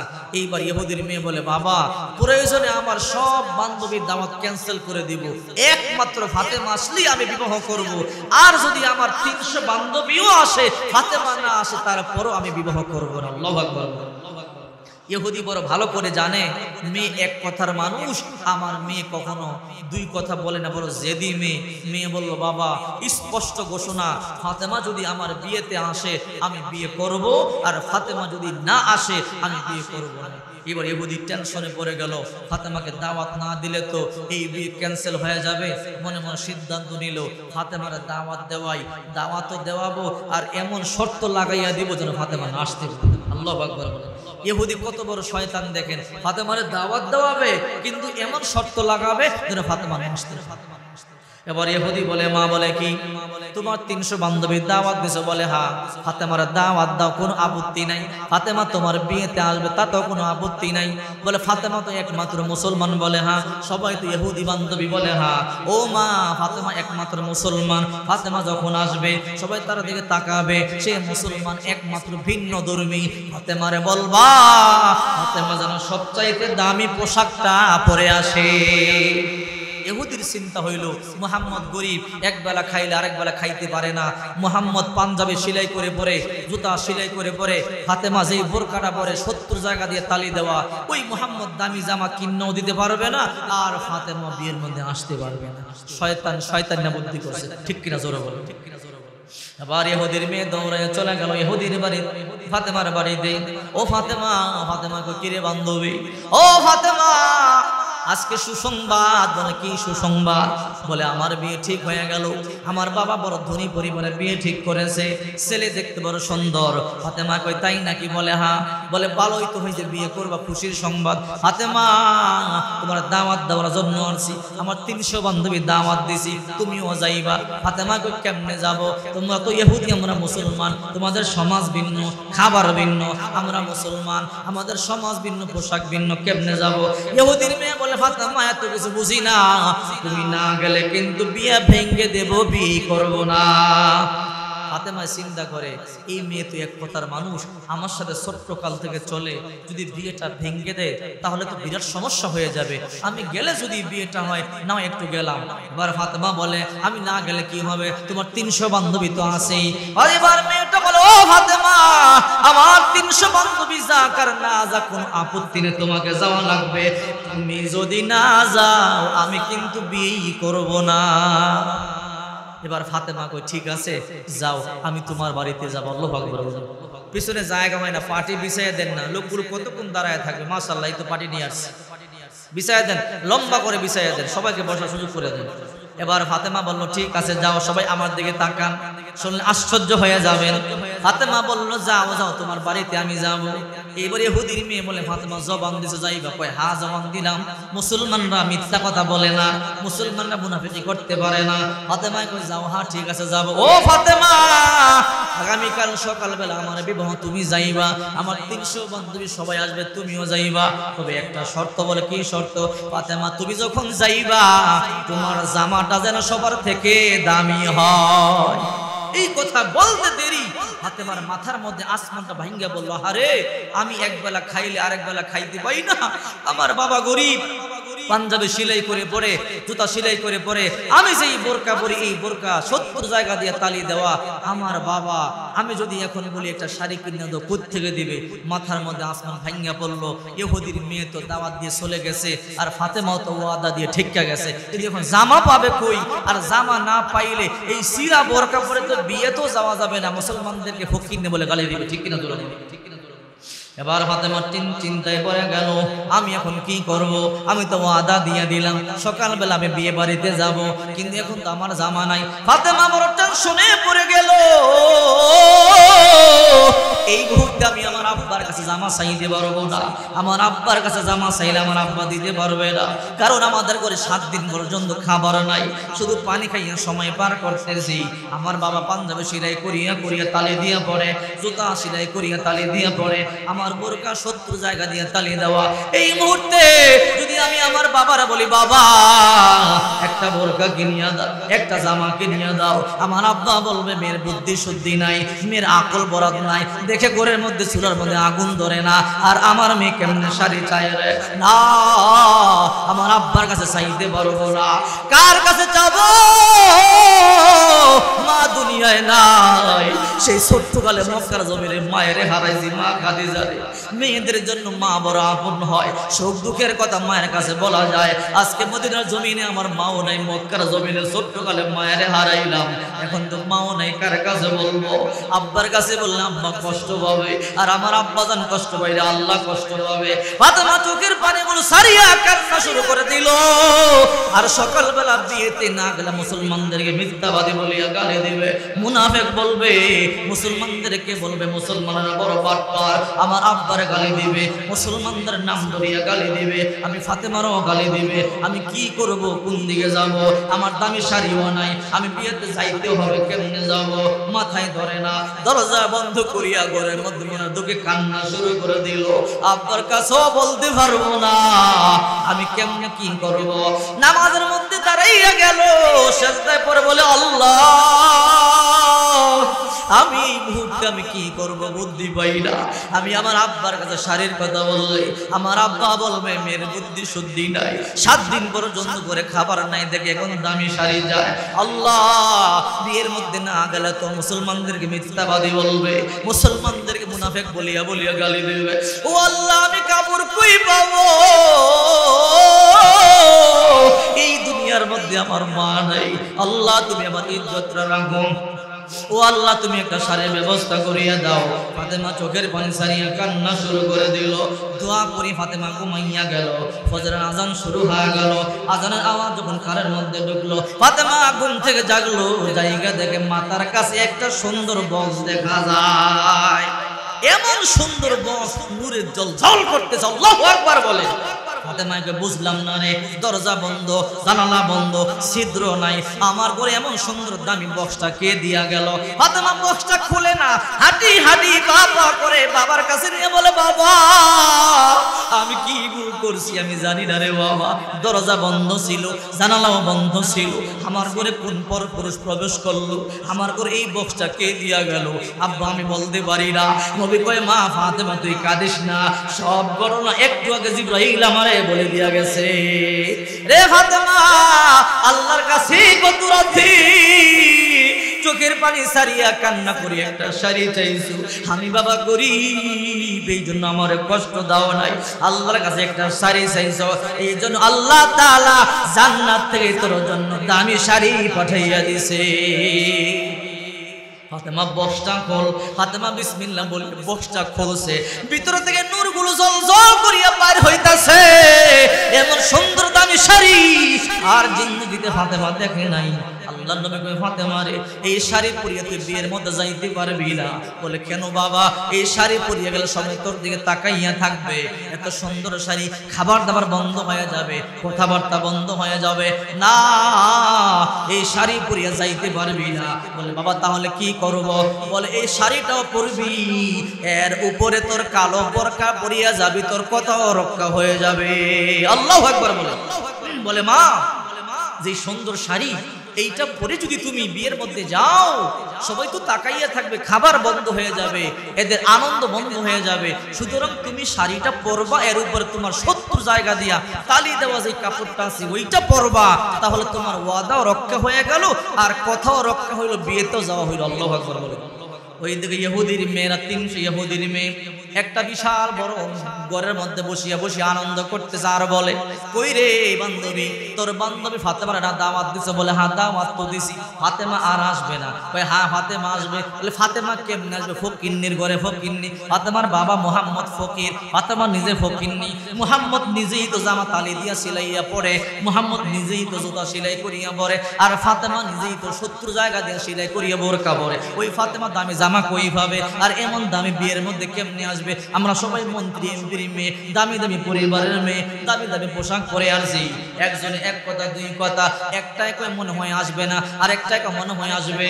হঠাৎ করে দেখা যায় ফাতেমা হাতি হাতি পা পা করে আসতেছে। আল্লাহু আকবার বলে। হঠাৎ করে তাকাইয়া দেখা যায় ফাতেমা 70 জায়গা দিয়ে তালি দাও বোরকাটা ভরে আসতেছে। ইহুদির মেয়েরা কয়, দেখ ফাতেমা কেমন ফকিন্নি, বিয়ে খাবার লোভ সামলাইতে পারে নাই, 70 জায়গা দিয়ে তালি দাও বোরকা ভরে আসতেছে। এমন সুন্দর বিয়ের মধ্যে তালি দাও বোরকা পরে মানুষে আসে নাকি? আমাদের প্রেস্টিজটা নষ্ট করতেছে। আর একটা দেখ কেমন ফকিন্নির ঘরে ফকিন্নি, আর একটা দেখ কেমন লোভী। এই কথাগুলো ফাতেমার কানে যায়, আর ফাতেমা বুক বাসায় কান্দে। আজকে আমার বাবা গরিব বলে, আমারে ফকিন্নির ঘরে ফকিন্নি বলে, আমার গরিবের ঘরে গরিব বলে, আমারে লোভী বলে, আমি নাকি ফকিন্নির ঘরে ফকিন্নি। এরপর ফাতেমা কিছু কথা বলে না, নিচের দিকে চেহারা দিয়া চোখ দিয়ে হাঁটি হাঁটি পা পা করে আসতেছে। হঠাৎ করে ফাতেমা যখন কাছে চলে আসলো, ইহুদির মেয়েরা কয়, দেখ কেমন ফকিন্নি, কেমন সিরা তালি দাও বোরকা পরে আসছে। ইহুদির মেয়ে দৌড়াইয়া গিয়া কয়, ফাতেমা তোমারে না বলছিলাম ভালো একটা দামি কাপড় পরে আসবা? ফাতেমা কোনো কথা বলে না, ফাতেমা চোখের পানিগুলো সারিয়া কান্না শুরু করে দিল। একজন ইহুদির মেয়ে বলে, আমরা তো আমাদের বড় কাপড়ের নিচে ছোট কাপড়ও পরি, ফাতেমাকে দেখবো বোরকার নিচে কি পরছে, আরেকটাকে কি পরবে এই ফকিন্নি, নিশ্চয়ই সালার শর্ট পিনছে, আর কি পিনবে? কয় না না আমরা খুললা দেখবো। ফাতেমা কয়, আল্লাহর দোহাই, আল্লাহর দোহাই, তোমরা আমার বোরকার মধ্যে হাত দিও না। 4-5 ইহুদির মেয়ে চলে আসলো, ফাতেমার 2টা হাত জোর করিয়া ধরলো, টানিয়া টানিয়া বোরকা খুলবে। ফাতেমা কয়, না তোমরা আমার বোরকায় হাত দিও না। কয় না ফাতেমা তোমার বোরকার ভিতর কি আছে আমরা দেখবো। ফাতেমা কয়, না দেব না। জোর করিয়া টানিয়া টানিয়া ফাতেমার বোরকা খোলা শুরু করলো। যেই টান দিয়া বোরকা ফাঁক করছে, ভিতর থেকে নূরেরটা ঝলকানি দিয়ে আল্লাহু আকবার বলে। সবাই তাকাইয়া দেখে নূরগুলো জ্বলজ্বল করতেছে। সবাই কয়, কি রে ফাতেমা এমন সুন্দর শাড়ি কই পাইছো? এমন সুন্দর শাড়ি কোন বাজারে পাইছো? বলে সেই বাজার তোমরা চেনো না, সেই রাস্তাও তোমরা চেনো না। বলে সেই রাস্তার নাম বলো, সেই বাজারের নাম বলো। মদিনায় এমন বাজার নাই যেই বাজারে আমরা যাই নাই। বলে সেই রাস্তার নাম সিরাতি মুস্তাকিমের রাস্তা, সেই বাজারের নাম জান্নাতের বাজার। সিরাতি মুস্তাকিমের রাস্তায় যদি চলতে চলতে জান্নাত পর্যন্ত যাইতে পারো, আল্লাহর কাছে যা চাইবা আল্লাহ তাই দিয়ে দিবে। আল্লাহু আকবার বলেন। 300 ইহুদির মেয়েরা এবার বলে, ফাতেমা আর দেরি নাই, তাড়াতাড়ি আমগরে কালিমা পড়াইয়া মুসলমান বানাইয়া দাও। লা ইলাহা ইল্লাল্লাহ মুহাম্মাদুর রাসূলুল্লাহ সাল্লাল্লাহু আলাইহি ওয়াসাল্লাম। বিরক্ত হইতেছেন? দোয়া করে দিব না ফাতেমার ইন্তেকালে কাহিনী শেষ করবো? শেষ করবো ইনশাআল্লাহ। মাশাআল্লাহ, দেখেন মুরব্বি কান্দা বাসায় লইতেছে, আল্লাহ এই মাহফিল কি কবুল করো, সবাই বলে আমিন। এবার ফাতেমার ইন্তেকালের কথা মনে আছে না নাই? ফাতেমায়ে কয়, স্বামী আমার দুইটা চাওয়া আপনি পূরণ করবেন কিনা বলেন। আলী বলে, তোমার কি দুইটা চাওয়া? বলে, আমার এক নাম্বার চাওয়া হলো আমি যখন মরিয়া যাব আমার লাশটা নিয়ে প্রকাশ্যে দাফন করবেন না, গোপনে আমার লাশটা দাফন করে দিবেন। আলী বলে, ফাতেমা তুমি নবীদের কলিজার টুকরা কন্যা, ও ফাতেমা জান্নাতের মুনিদের সর্দারিনী, তোমার ইন্তেকালের সংবাদ মানুষ শুনলে সবচেয়ে বড় জানাজা তোমার হবে, কেন নিষেধ করতেছো? ফাতেমা কো, না রে আলী না, সারা জনমভর পর্দা করেছি, দেখানা পুরুষ আমারে দেখে নাই। ও আলী, মাঠে নিলে আমার অনেকে দেখবে, লাশটা দেখে বলবে ফাতেমা এতটুকুন লম্বা ছিল, এতটুকুন মোটা ছিল, এতটুকুন চওড়া ছিল। না রে আলী না, আমার লাশটা গোপনে দাফন করিয়া দিবেন। আলী বলে, যাও ফাতেমা, তোমার কথা আমি রাখলাম। 2 নাম্বার তোমার চাওয়াটা কি বলো? আলী রে, আমার 2 নাম্বার চাওয়া হলো, আলী আমি আজকে মরিয়া যাব, আর আপনার সংসারে থাকতে পারবো না। আমি মরিয়া গেলে আপনার দ্বিতীয় বিবাহের প্রয়োজন আছে, আপনার যুবক মানুষ, খেদমতের জন্য আপনার বিবি দরকার। ওয়ালি, আমার ইন্তেকালের পরে আপনি দ্বিতীয় বিবাহ করবেন, এটা আমার কোনো আপত্তি নাই। দ্বিতীয় বিবিরে নিয়ে ঘুমাবেন, এটা আমার কোনো আপত্তি নাই। আলী, আপনি যখন দ্বিতীয় বিবাহ করবেন, নতুন বিবিরে নিয়ে ঘুমাইবেন, আমি তখন থাকবো অন্ধকার কবরে। আলী, আপনি ভালো করে জানেন আমি আমার হাসান হোসাইনকে বুকের মধ্যে না রাইখা ঘুমাইতে পারতাম না। আমি যখন মরিয়া যাব আপনি তখন নতুন বিবিরি নিয়ে ঘুমাইবেন। পাশের আমার সন্তান 2টা গলা কাটা মুরগির মতো মা মা বলিয়া কাঁদবে, আমি ফাতেমা সহ্য করতে পারবো না। আলী রে, অন্তত সপ্তাহে একটা রাত আমার 2টা সন্তানের মুখে নিয়ে ঘুমাইবেন। আলী বলে, ফাতেমা যাও, তোমার 2টা কথা আমি রাখবো। ওইদিকে হাসান হোসেন নানার সাথে কথা কয়, নানায় কয়, হাসান হোসেন বাড়িতে তাড়াতাড়ি যা, আজকের কথা বলা লাগবে না।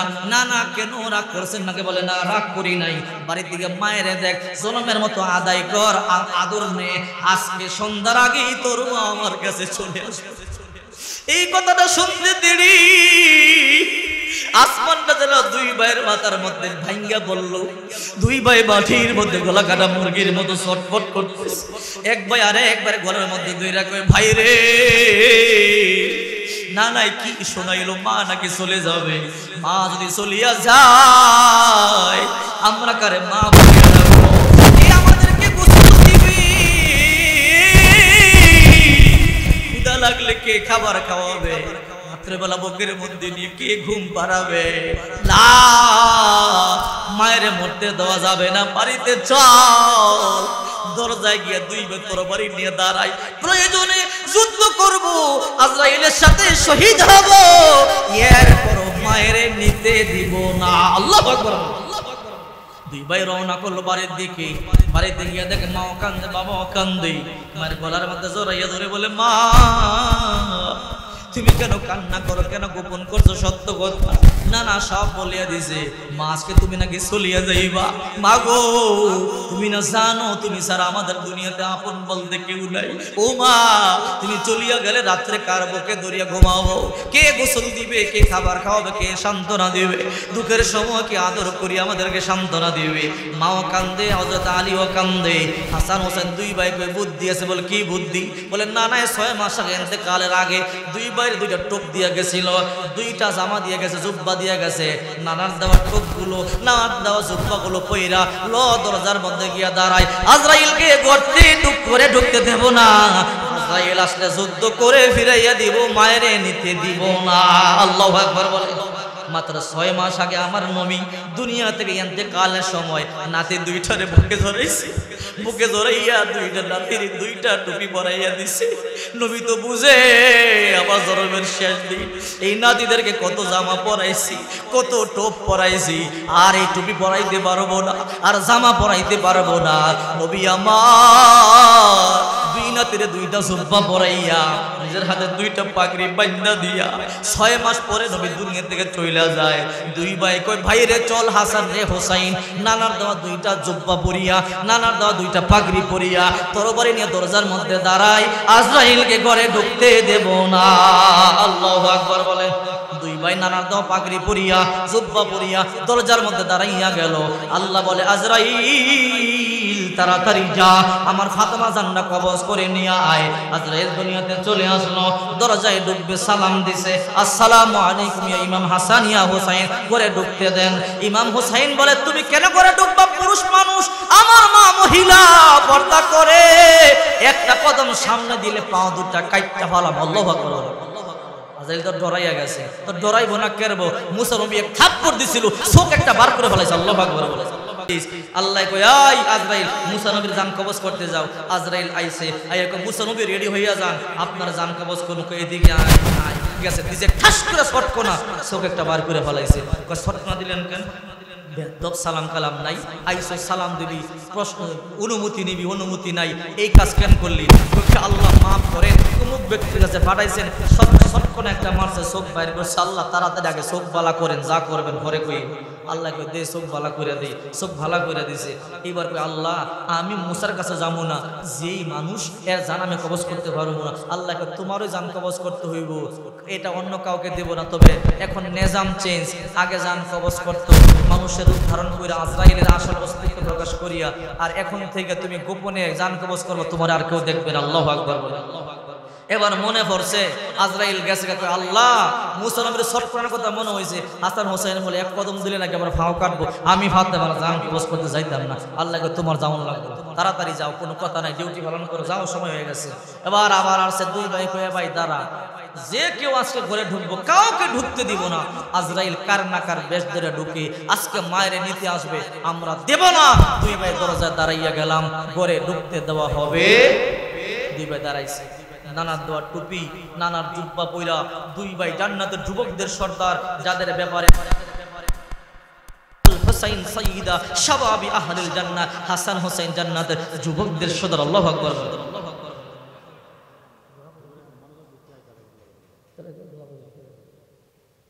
আচ্ছা, এবার দুই ভাই দাঁড়াইয়া গেছে। হাসান হোসেন কিন্তু সাধারণ মানুষ নয়, বড় পাওয়ারফুল মানুষ। কেমন মানুষ? একদিন হোসেন কয় নানা মানিল আমজাদি ইলাল্লাহ, 5টা মিনিট সামনে গেলে সমস্যা আছে? 5 মিনিট সময় না দোয়া করে দিব, সামনে যাব। হোসাইন কয় নানা মানিল আমজাদি ইলাল্লাহ, আল্লাহর কাছে দাম বেশি আপনার না আমার? রাসূল কয় আনা রাহমাতুল লিল আলামিন সাইয়্যিদুল মুরসালিন, আমার দাম বেশি, আমি হইলাম শেষ নবী, গোটা দুনিয়ার জন্য রহমত, আমার দাম বেশি না? বলে ফাতালি কইবেন আর বিশ্বাস করব তা হবে না, আপনি যুক্তি দিয়ে বললে আপনার দাম বাড়াইয়া জিততে যান। সুবহানাল্লাহ। কয় তাই নাকি? বলে হ্যাঁ। যুক্তি কেমনে দিতা? কয় না না, আপনার আব্বার নাম কি? বলে আমার আব্বার নাম আব্দুল্লাহ। ও লাইসা ক্বাবলাহু ওয়ালা বা'দাহু শাই, আগে পিছে কিছু নেই, খালি আব্দুল্লাহ। কয় হ্যাঁ। বলে আব্দুল্লাহর কয়জনে ছিল? আল্লাহু আকবার বলে। বলে আমার আব্বাকে জানেন? আসাদুল্লাহিল গালিব আলী কাররামাল্লাহু ওয়াজহুহু। আরে আমার আব্বা ইসলামের ভাগ সিংহ, আমার আব্বার ব্যাপারে আল্লাহ রাসূল বলেছে আনা মাদিনাতুল ইলম ওয়া আলিয়ুম বাবুহা, আমি হইলাম ইলমের শহর, আলী দরজা। পারলে আপনার বাবার ব্যাপারে এমন একটা হাদিস দেখান। আল্লাহু আকবার বলে। রাসূল কয় নাই তো। বলে দাদা আপনার নানা দাম বেশি কার, আপনার বাবার না আমার বাবার? কয় আমার বাবা থেকে তোর বাবার দাম হাজার হাজার গুণ বেশি। সুবহানাল্লাহ বলো।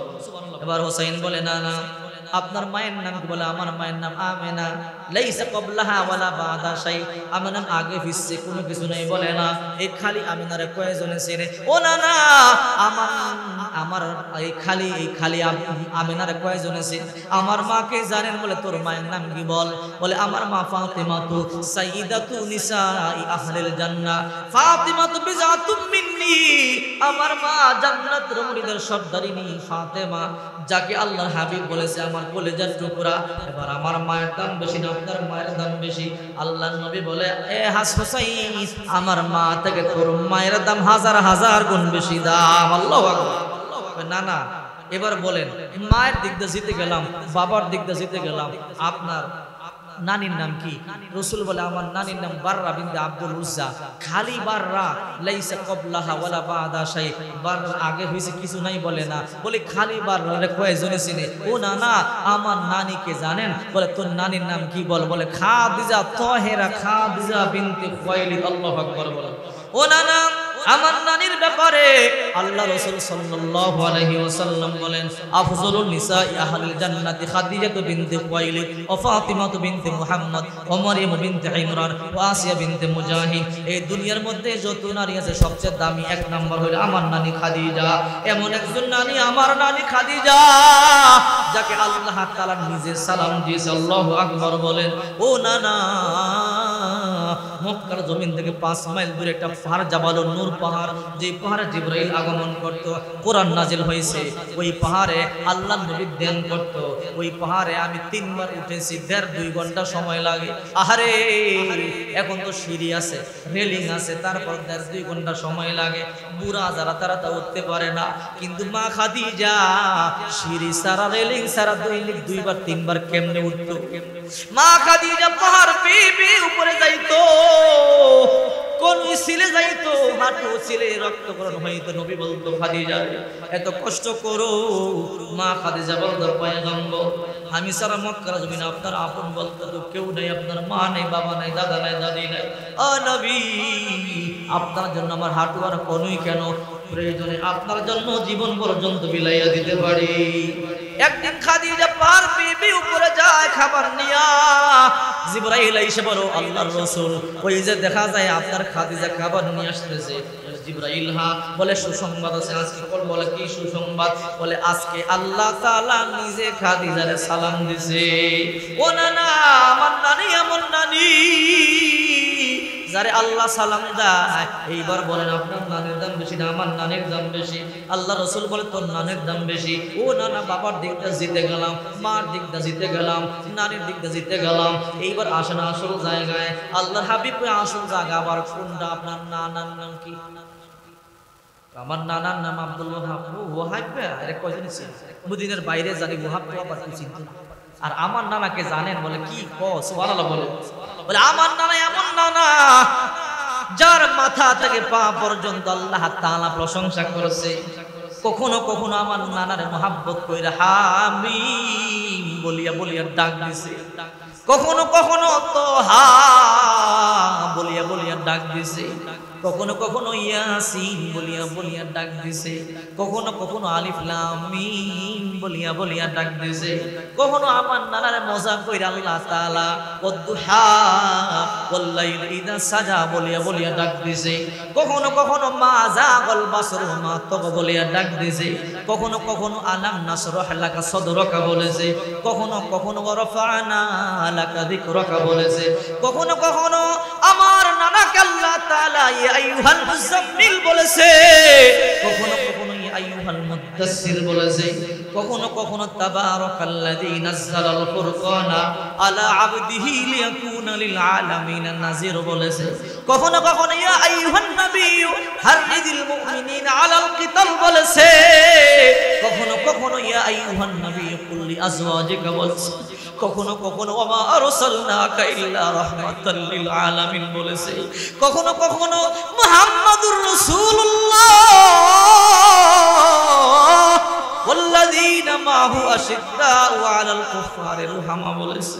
নবী বলে আর লাগবে না, আয় আমার বুকে আমি রাহমাতুল লিল আলামিন হারবার পাত্র নয়, আমি দুনিয়াতে হারবার জন্য আসি নাই। আজকে আমি রাহমাতুল লিল আলামিন। তুই হুসাইনের কাছে হেরে গেলাম। আল্লাহু আকবার বল। ওই হুসাইন দরজার সামনে দাঁড়াইয়া গেল। আজরাইল আয়েশা বলে দরজার ভিতরে ঢুকতে জায়গা দেন। বলে এক কদম ঢুকবি, একদম 2 টুকরা।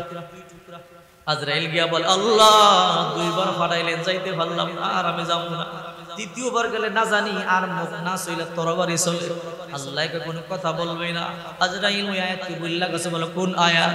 কুল্লু নাফসিন যায়িকাতুল মাউত। এই আয়াত শোনায়া দাও, দেখবা হাসান হুসাইন তরবারি পড়ে যাবে, তাদের ভিতরে বুঝ ঢুকে যাবে, তোমাকে ঢুকতে দিয়ে দিবে। আল্লাহু আকবার। আবার আজরাইল চলে এলো।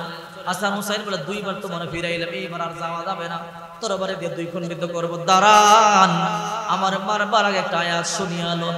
কুল্লু নাফসিন যায়িকাতুল মাউত। আহারে মাত্র 6 মাস আগে নানার কাছে দুই ভাই ছিলাম, ইন্তেকালের সময় আয়াতটাই তো শোনাইছিল জিবরাইল শাসু। আজকে আজরাইল তুমি শোনাইয়া মনে করে এনেছো দুনিয়াতে আর কেউ থাকতে পারবে না। নাও, কিন্তু সাবধান, মায়ের কষ্ট দিও না। দুই ভাই দুই পাশে বসে, ফাতেমা দুইটা সন্তানের মাথার মধ্যে হাত দিয়ে রাখছে। এই মুহূর্তে ফাতেমার জানটা কবজ করা হবে। আলী ফাতেমার মাথার মধ্যে হাত দেয়। ফাতেমা একবার ডান দিকে তাকায় হাসানের দিকে, আরেকবার বাম দিকে তাকায়। জুলুমের মতো